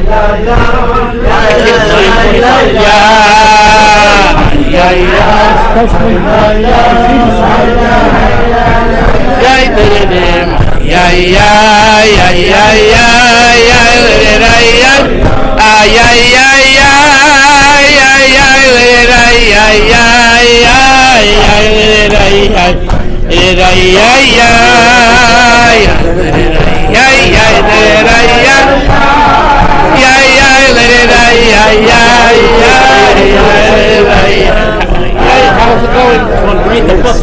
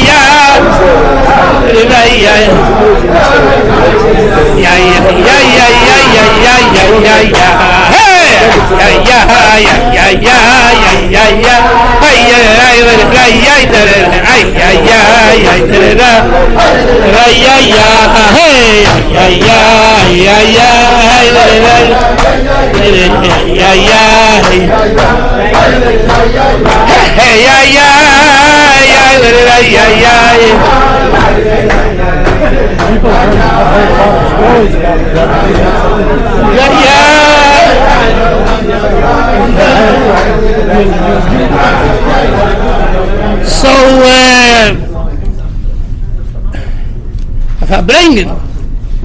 Farbrengen.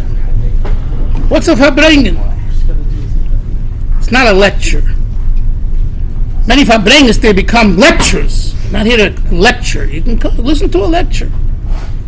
A Farbrengen is when we talk heart to heart.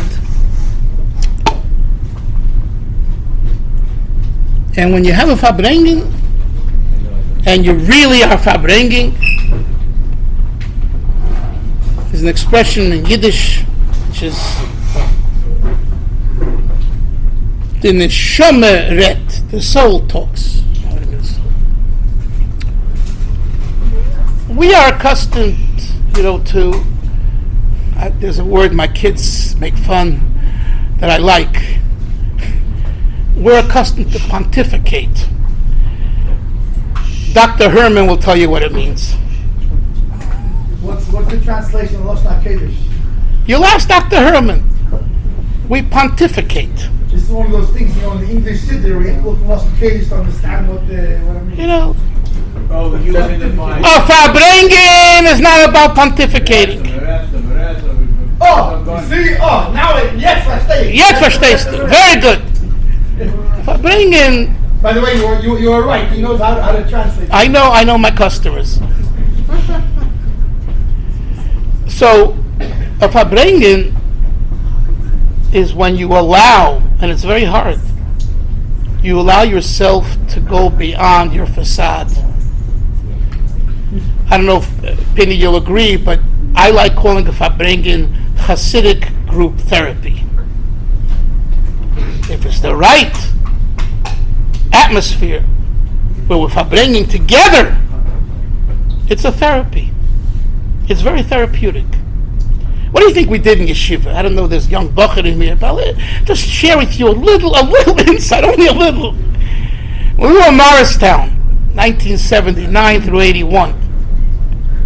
That's before Los Angeles, yeah? Yeah. Los Angeles was like what, 81 to 83. So we had under the buildings, they probably still have, they have, all the pipes, and we called it the tunnels. Can you imagine? The tunnels of Tough Shin Pei last year. We had the tunnels of Morristown already in the 70s. Anyway, what did we do Thursday night? Listen, Michal, you were a college student or a high school student. Maybe. I'm a little older than you, I think. And I was a yeshiva bacher. So Thursday night, this was the order by me.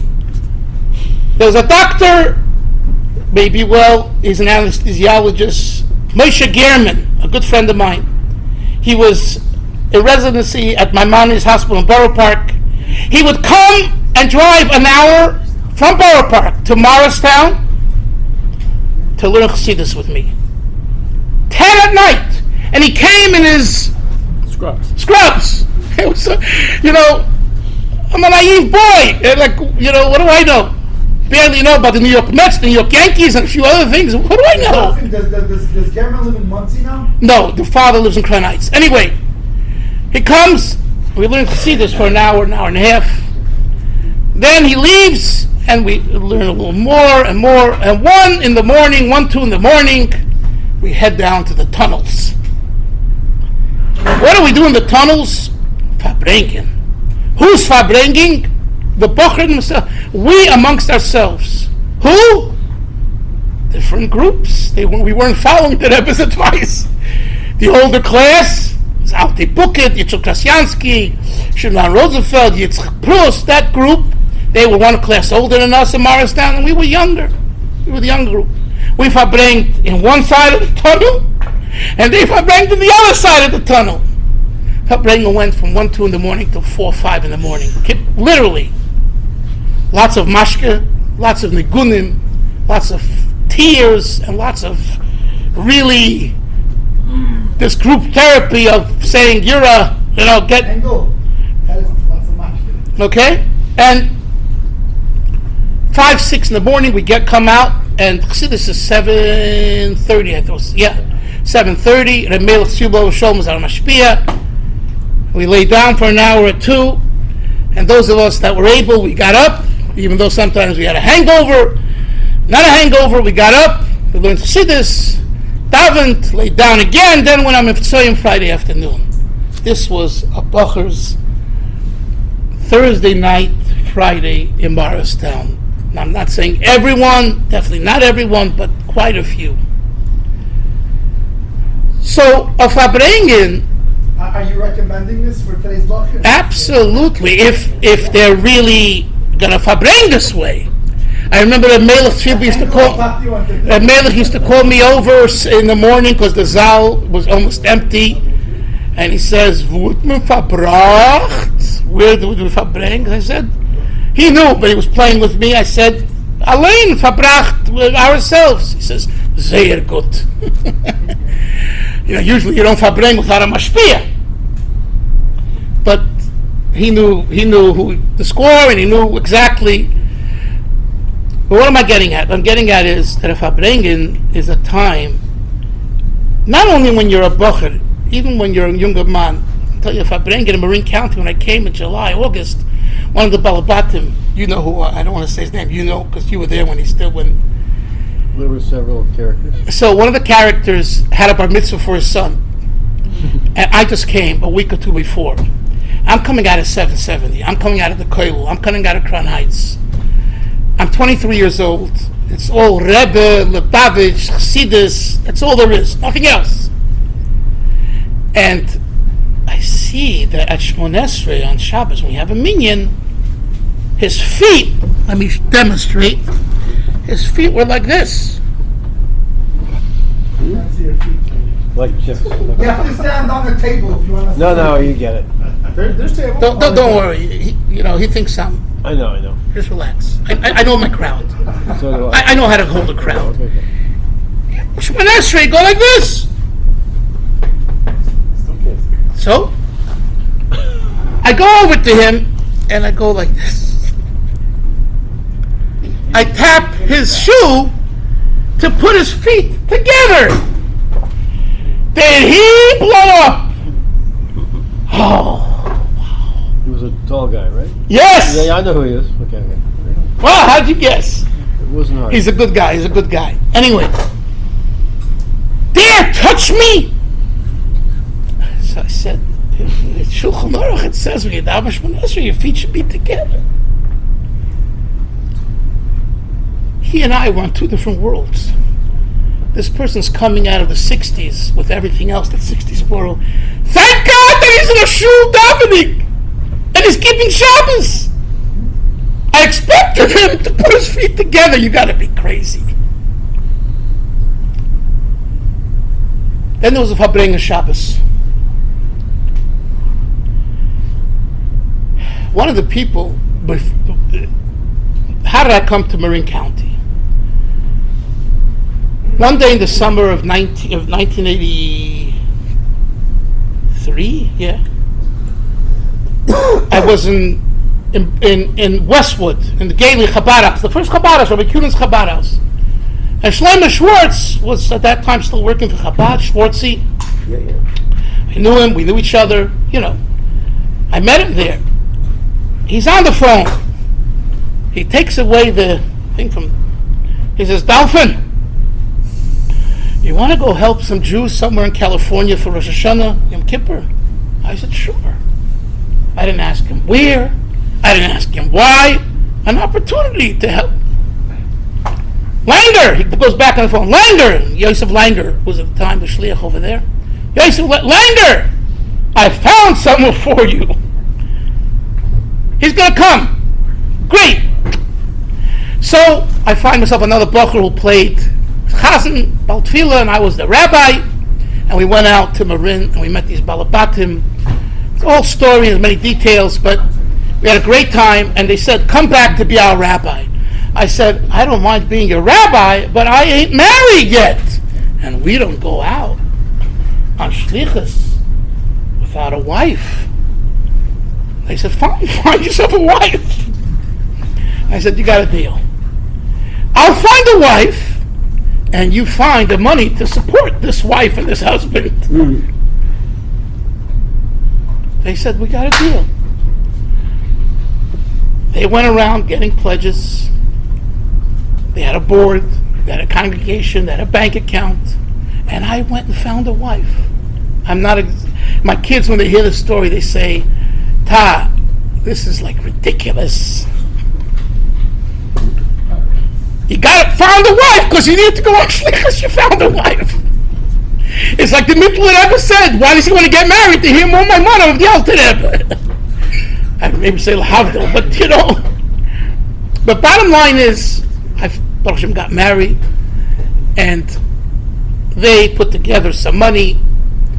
But one fellow, I remember who it is. This is before your time, and he was a real chaver man. I'm going to just leave it at that. He made big pledges. He had access to some money, but he didn't come through. And they told me this. He was at the Farbrengen for the bar mitzvah boy. He was at the Farbrengen. I drank quite a bit of l'chaim, and as I said, I was coming out of 770, and I took my shoe and I threw my shoe at him. And I didn't throw it at him to hurt him, chas v'sholem, but like, you're a jerk.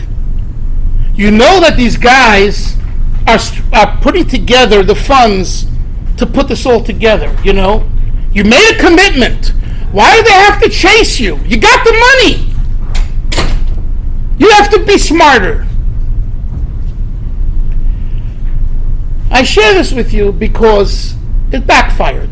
What do you mean it backfired? Both the kicking of the shoe to stand Shmoneh Esrei with the feet together and throwing the shoe is not the way to do it.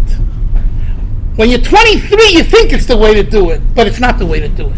That's not the way you deal with someone who is not giving his pledge or not putting his feet together for Shmoneh Esrei. It's hindsight, but that's the truth.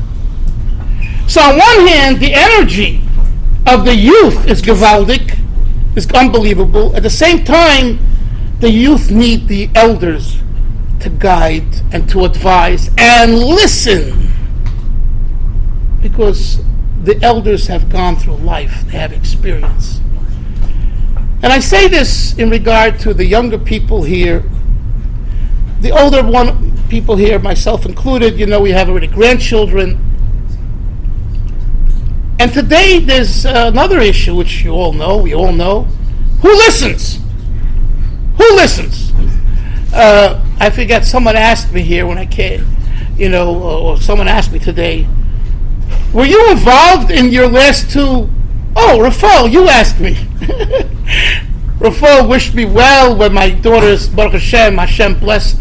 In 2.5 months, I married off two daughters. Question, anyone want Barak? I don't know, but Mahalta mit Farbrengen. My one daughter, I waited 10 or 11 years. The other one, 5 years. And within 2.5 months, they both went under the chuppah. 2.5 months.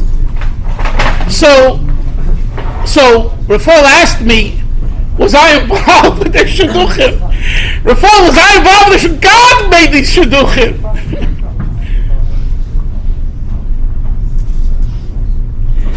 And it's, on one hand, it's like you look back, you say, why did I have to go through the agony? And I had a lot of agony, and I had a lot of pain. Like I'm struggling to get my girls married. What does a parent want, a father and mother, to see all the children under the chuppah? That is our dream for those that God blesses them with children. And those that God blesses them not with children, they want to see other people's children under the chuppah. Anyway, so Hashem runs this world. He really does. And sometimes He allows you to see it. Many times He doesn't. But it's the same Hashem, the same God that runs the world when your two daughters marry within 2.5 months.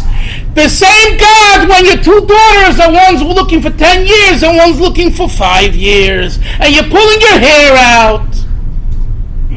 And my wife, God bless her, I must tell you, her betach and emunah, always, never, and I think about how far I am for that reality.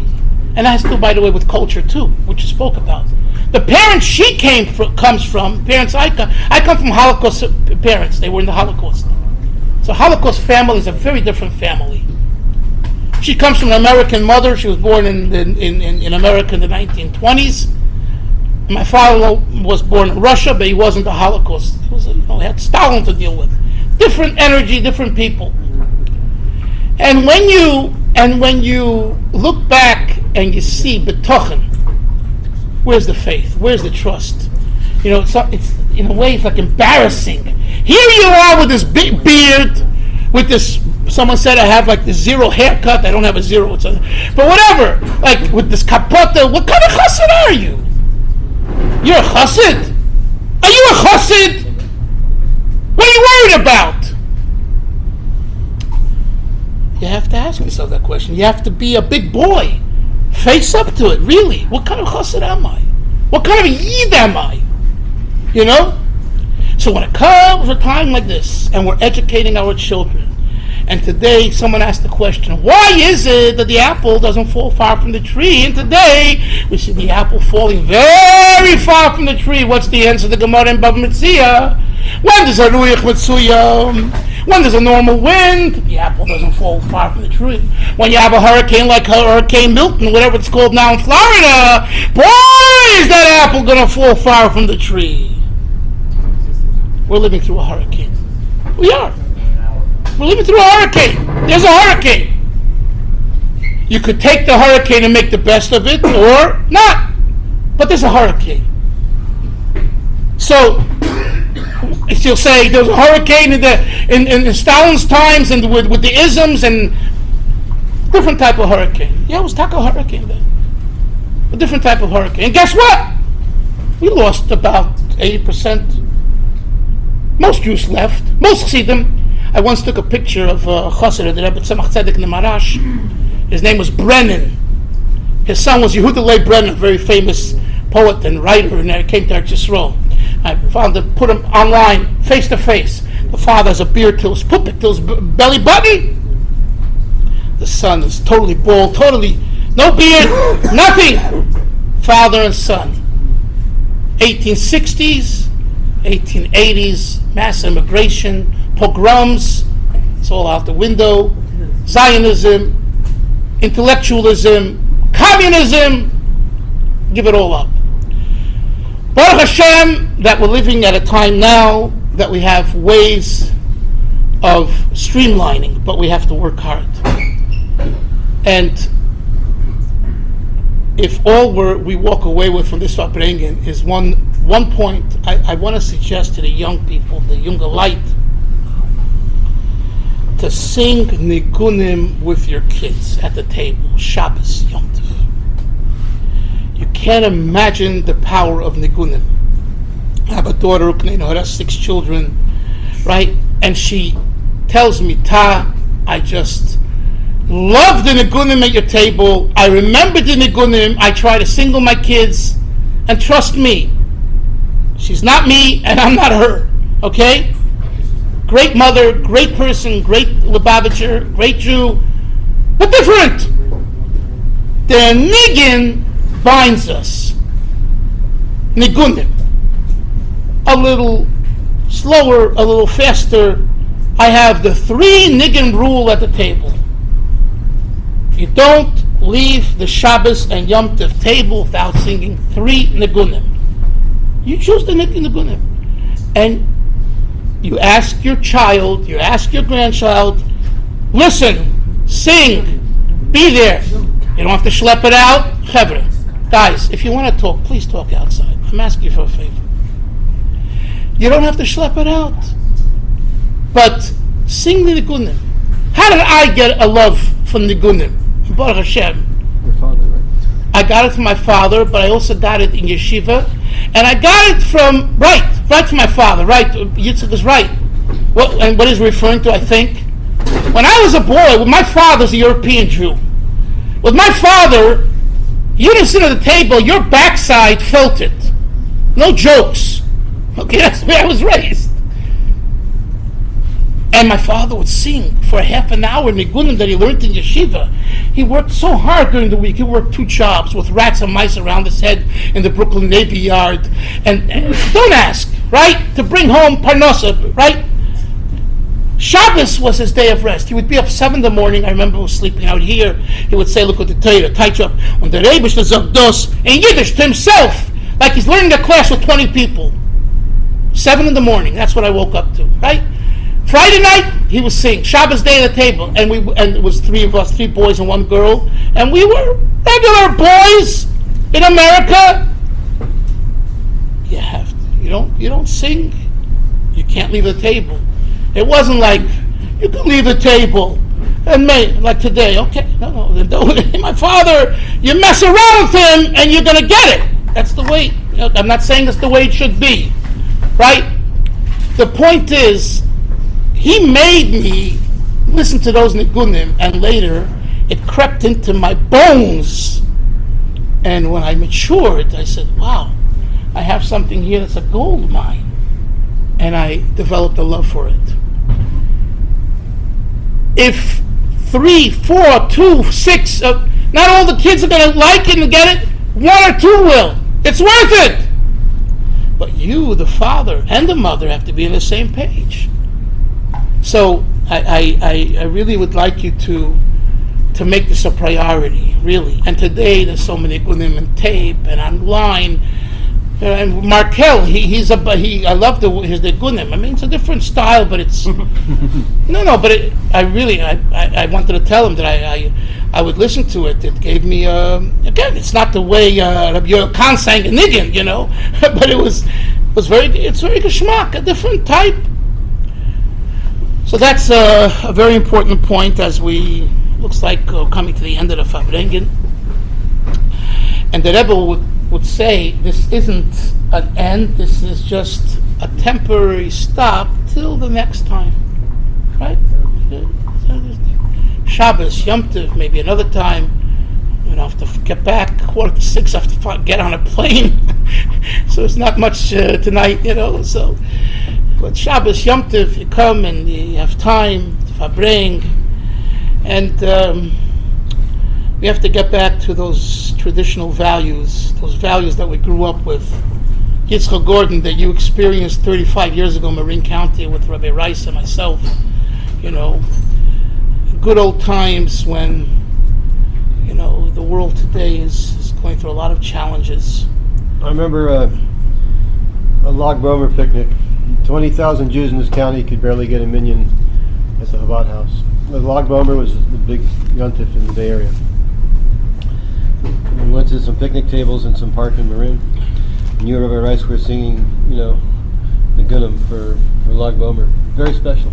Yeah, I don't remember. Just a few people around the table, but like powerful. Before you started writing, you made tapes of the Gunim and you promoted it. Yeah, so now I have them on CD. Yeah. Yeah. Well, I mean, yeah, but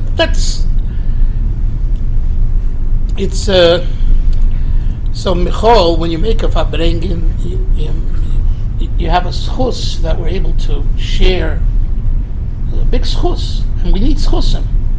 We need schusim. So this is a big schus. So there's no question HaKadosh Baruch Hu is going to pay it back big time. Amen. Amen. I'm convinced, Amen. and it's going to be sooner than later. Amen. Just go, like Josh Gordon, Yeshua Gordon says, what does he say? It merits, what's the Lashon the Rebbe told him in an answer, with zest, ubitochen gomer, Amen. and true trust in the Eibishter. Hey, yadada, yadada, hey, yadada, yadada, yadada, hey, yadada, yadada, hey, yadada, yadada, yadada, hey,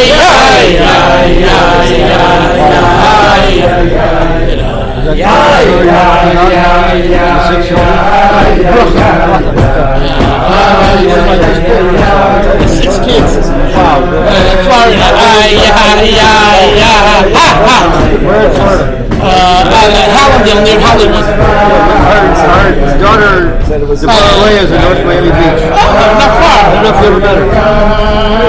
Who's she married to? Menachem Rubin. Which one was Father's Yankee Rubin. Yeah. You know? Yeah.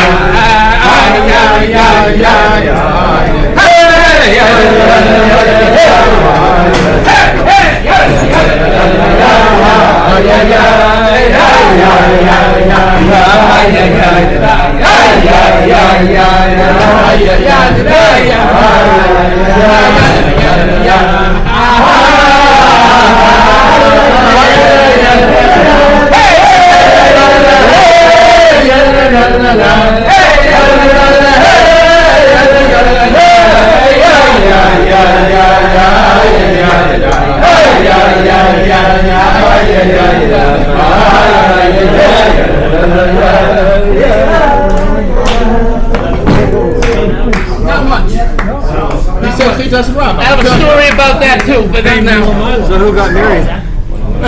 The little ones, you don't know them, Hinda and Bela, my younger ones. I think him I've heard of. Beautiful women.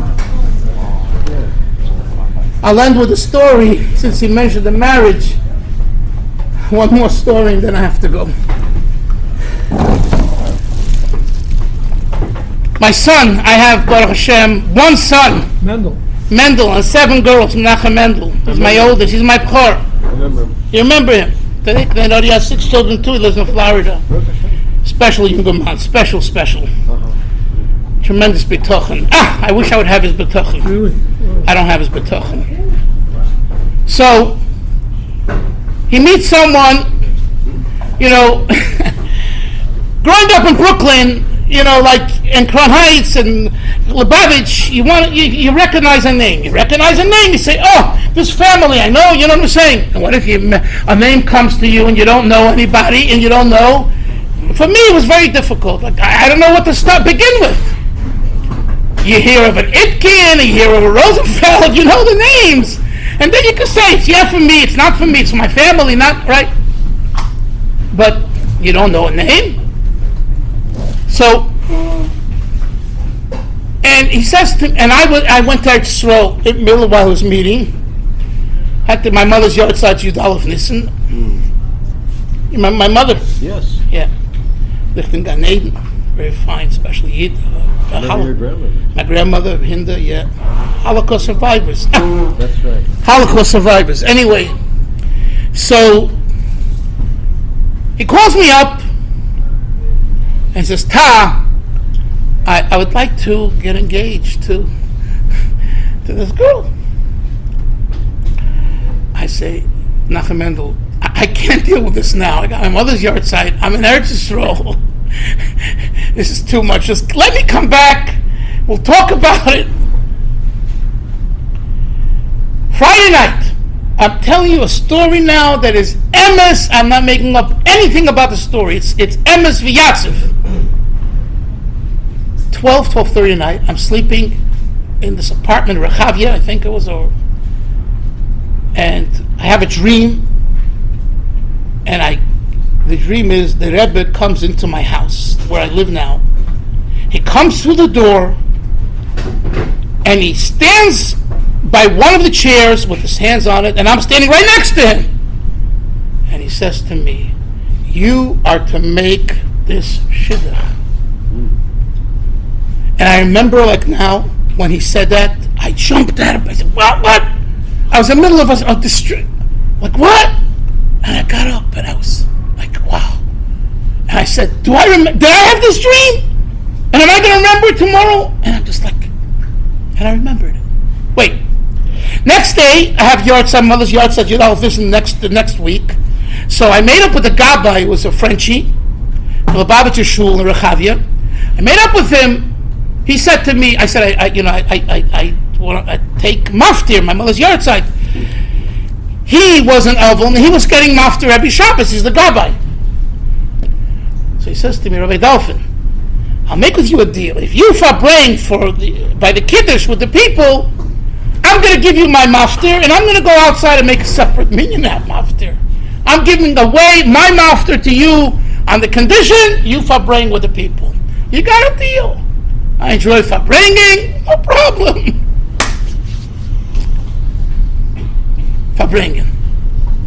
There was a shliach there who I knew from 770, an Israeli, a real Chassidic guy, but a wild cannon, a loose cannon. I'm not gonna.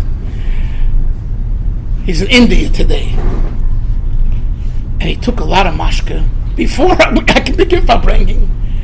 And now it's my turn. The Gabbai says, Rabbi Dalfin, please say something. And before I can say boo, he hucks me and he starts attacking and he starts hacking. And I'm sitting there. I didn't drink. I'm just, okay, go ahead. You didn't make kiddush? Not a mashke, a wine. Anyway. Oh, shame on you. Okay. So, and he goes on, and he's getting really rowdy. And I'm just sitting there. What? The guy obviously had drank a lot, and he's a Chassidic guy, and he's a good guy, and he's taking over. Okay, big deal. But the Gabbai, the Frenchie, always he upset, because he sacrificed his maftir for me to speak. Chevra, they got into a fist fight. Bottles were flying, I'm telling you. Wow, and everyone just ran out. The place, That's a good thing. wow, it was becoming really, it was like a fraternity. Drunk, what's going on in Meshuggah? Okay. I go home to someone who was a pilot in the IDF years ago, and he made a was successful, and he was about tzedakah. He was very known, and he says, "Come to me for cholent." Well, cholent Shabbos, I was a single guy. The Michal was kind enough. He had some little meat there. I had a little meat, a little rice. I'm on the go. So what do I have on the plane? There, a bag of popcorn. So I come to him. He's already home. A half an hour later, who walks in? The shliach, the shikr. I say, oh no, he's chasing me. The president invited him too. This Chavraman, they invited him because he knows the shluchim come to him for money and all that. And I'm sitting there. I'm saying, Chaim Dalfin, what are you going to do now? Just be quiet and just let the show go. Go on. And he turns around to me. I'm telling you this, Emes Vyatzev. He turns and says, Dalfin, he says, listen to me. Reb Mendel Futterfass told us in Kfar Chabad in Yeshiva when we were Bacharim that if you have a dream, wait, no, stop. First he says to me, Dalfin, listen, when it comes to shidduchim, don't mix in. Let your wife handle everything. I do it that way. And I'm sitting there myself. I don't believe what I'm hearing. I'm mixing into my son. My wife was fine with it. I'm asking him to please hold off. Then I have this dream with the Rebbe. And then he says that Mendel told us at a Farbrengen in Kfar Chabad that the Chassidim of the Tzemach Tzedek would say that when the Rebbe, when a chassid comes to you in a dream, it's lav davke. It's not necessarily going to happen. But if a Rebbe comes to you in a dream, if one of the Rabbeim come to you in a dream, go out, buy a flash mashke, say l'chaim, it's in the bank. It's going to definitely happen. I say, well, I'm staying there. At this point, I said, I have to tell you. I didn't tell him anything. I said, I have to tell you the story. And I tell him what happened. Because he had said to me, Motzei Shabbos, I call my son and I say, you have permission to get engaged. And I'll meet you at the oil. I was coming back before Pesach. We'll go to the Rebbe and we'll announce the engagement. And then he says to me, I didn't tell you this, but Tuesday night after you told me I should wait, I was upset and I was frustrated. I went to the oil myself. And I asked the Rebbe to knock sense into my father. He should give me the green light. Rabbi say, is there a Rebbe? Is there a Rebbe around? Is he real? He's real. As real as it gets. And then he got married to the girl. Yes, the kinderlach. I'm just saying. So it's all in the perspective, We all, sometimes we're our own worst enemies. We get in the way. Get out of the way. Get out of the way. It's hard to get out of the way. Get out of the way. Let the Eibishter and the Rebbe do what they need to do because they're going to do it. Just get out of the way. If you don't feel committed, you don't feel excited, get out of the way. Well, the Eibishter helfen that each and every one of us only brachas begoli. What do we say, Yom Tiv? Michoel. Gale kveid malchuscha. Gale. I wrote this to my kvutz. We have a group. Gale. What does gale mean? Reveal. There is the pride of God, kvod malchuscha, but we want the gale. Revelation. The revelation is if we are our own gale. Zusha the partisan, Zusha Vilmovsky went over to the Rebbe once in Simchas. I think I was there. I used to stand up front by the Rebbe over there, up front Simchas. And he said to the Rebbe, Zaytzich Megale, reveal yourself as the Mashiach, Zaytzich Megale. The Rebbe said to him, Zeit ihr sollt sich Megale sein. It's time that you should reveal yourself. Gale! Who's the Gale? Where's the revelation? That's what we need, the revelation. the revelation of self, the revelation of the Rebbe, the revelation of Mashiach, the revelation of God. We need light revelation. And we do this by being Chassidim, by really being Chassidim, taking a l'chaim, a niggin, Farbrengen, and talking with each other, not at each other, with each other. You heard the word I said at the beginning with Michal. I think Michal took it with each other, not at each other. When you're friends, you can say anything. When you're not friends, you can say nada.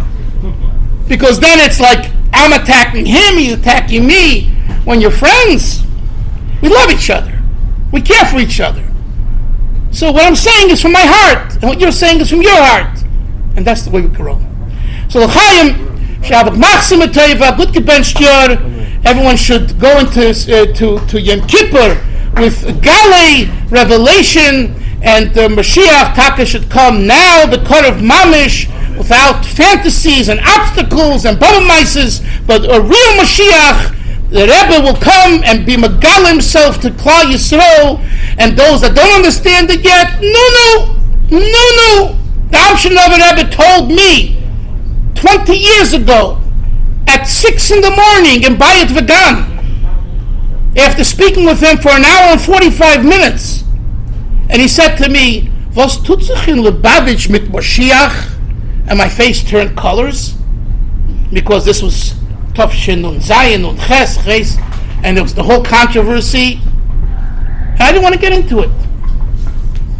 But the rabbi, and he's a real Oved Hashem, a real special Yid, he asks me a question. He wants to know the truth. So I told him that there's this side and that side, blah, blah, blah, blah. And then he said to me, I always repeat this to the Chevron in Borough Park, Lo Nora, Lo Nora. It ain't that bad. It ain't so terrible. That's what the Amshinover said to Chaim Dalfin 20 years ago about the Mashiachistim. Okay? So if the Amshinover Rebbe could say that, I'm not a Mashiachist, but if he could say that, that's pretty good, you know. So let us just love each other, let everyone live and let live, and life will be easier, and trust me. Today, it's already past all that. No one is not coming to Lubavitch or this or that. Used to be, I remember Avraham and Bashkin was shown.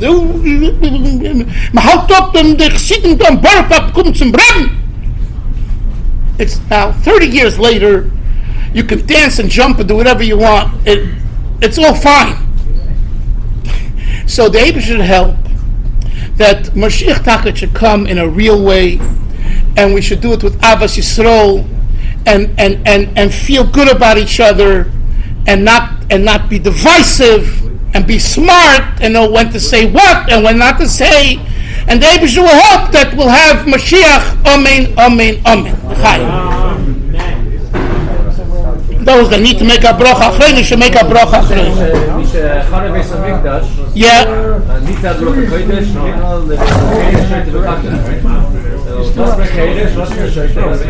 Okay. There you had the Sach. Yeah. Richtig. You haven't started. You just. What? You took me to see the Rebbe the only time I went. Really? I don't remember. Really? Yeah. It was a few months before his stroke. You said that's about when you started writing books too. No, I started late in 94. Maybe I started in 92. The Rebbe passed away what year? 94. You doing okay? Remember Peter Bloom or something? Yeah. He took me and I to see the Rebbe. And you said, the Rebbe's going to be up there, and you have to I'll help you. We have to get through the crowd to get up there. And he was very polite. He said, oh, excuse me, never got anywhere. And I followed you up to the Rebbe. He was too polite. He never made it. Where's Markel? He left. Yeah. I need him. Is he alright? No. I mean, I didn't have a ride. Someone to take me, but I'm going to the hotel. But I want them to hold the books. My books have to be held here. I have a whole plan. Hey, we're going to sell the books.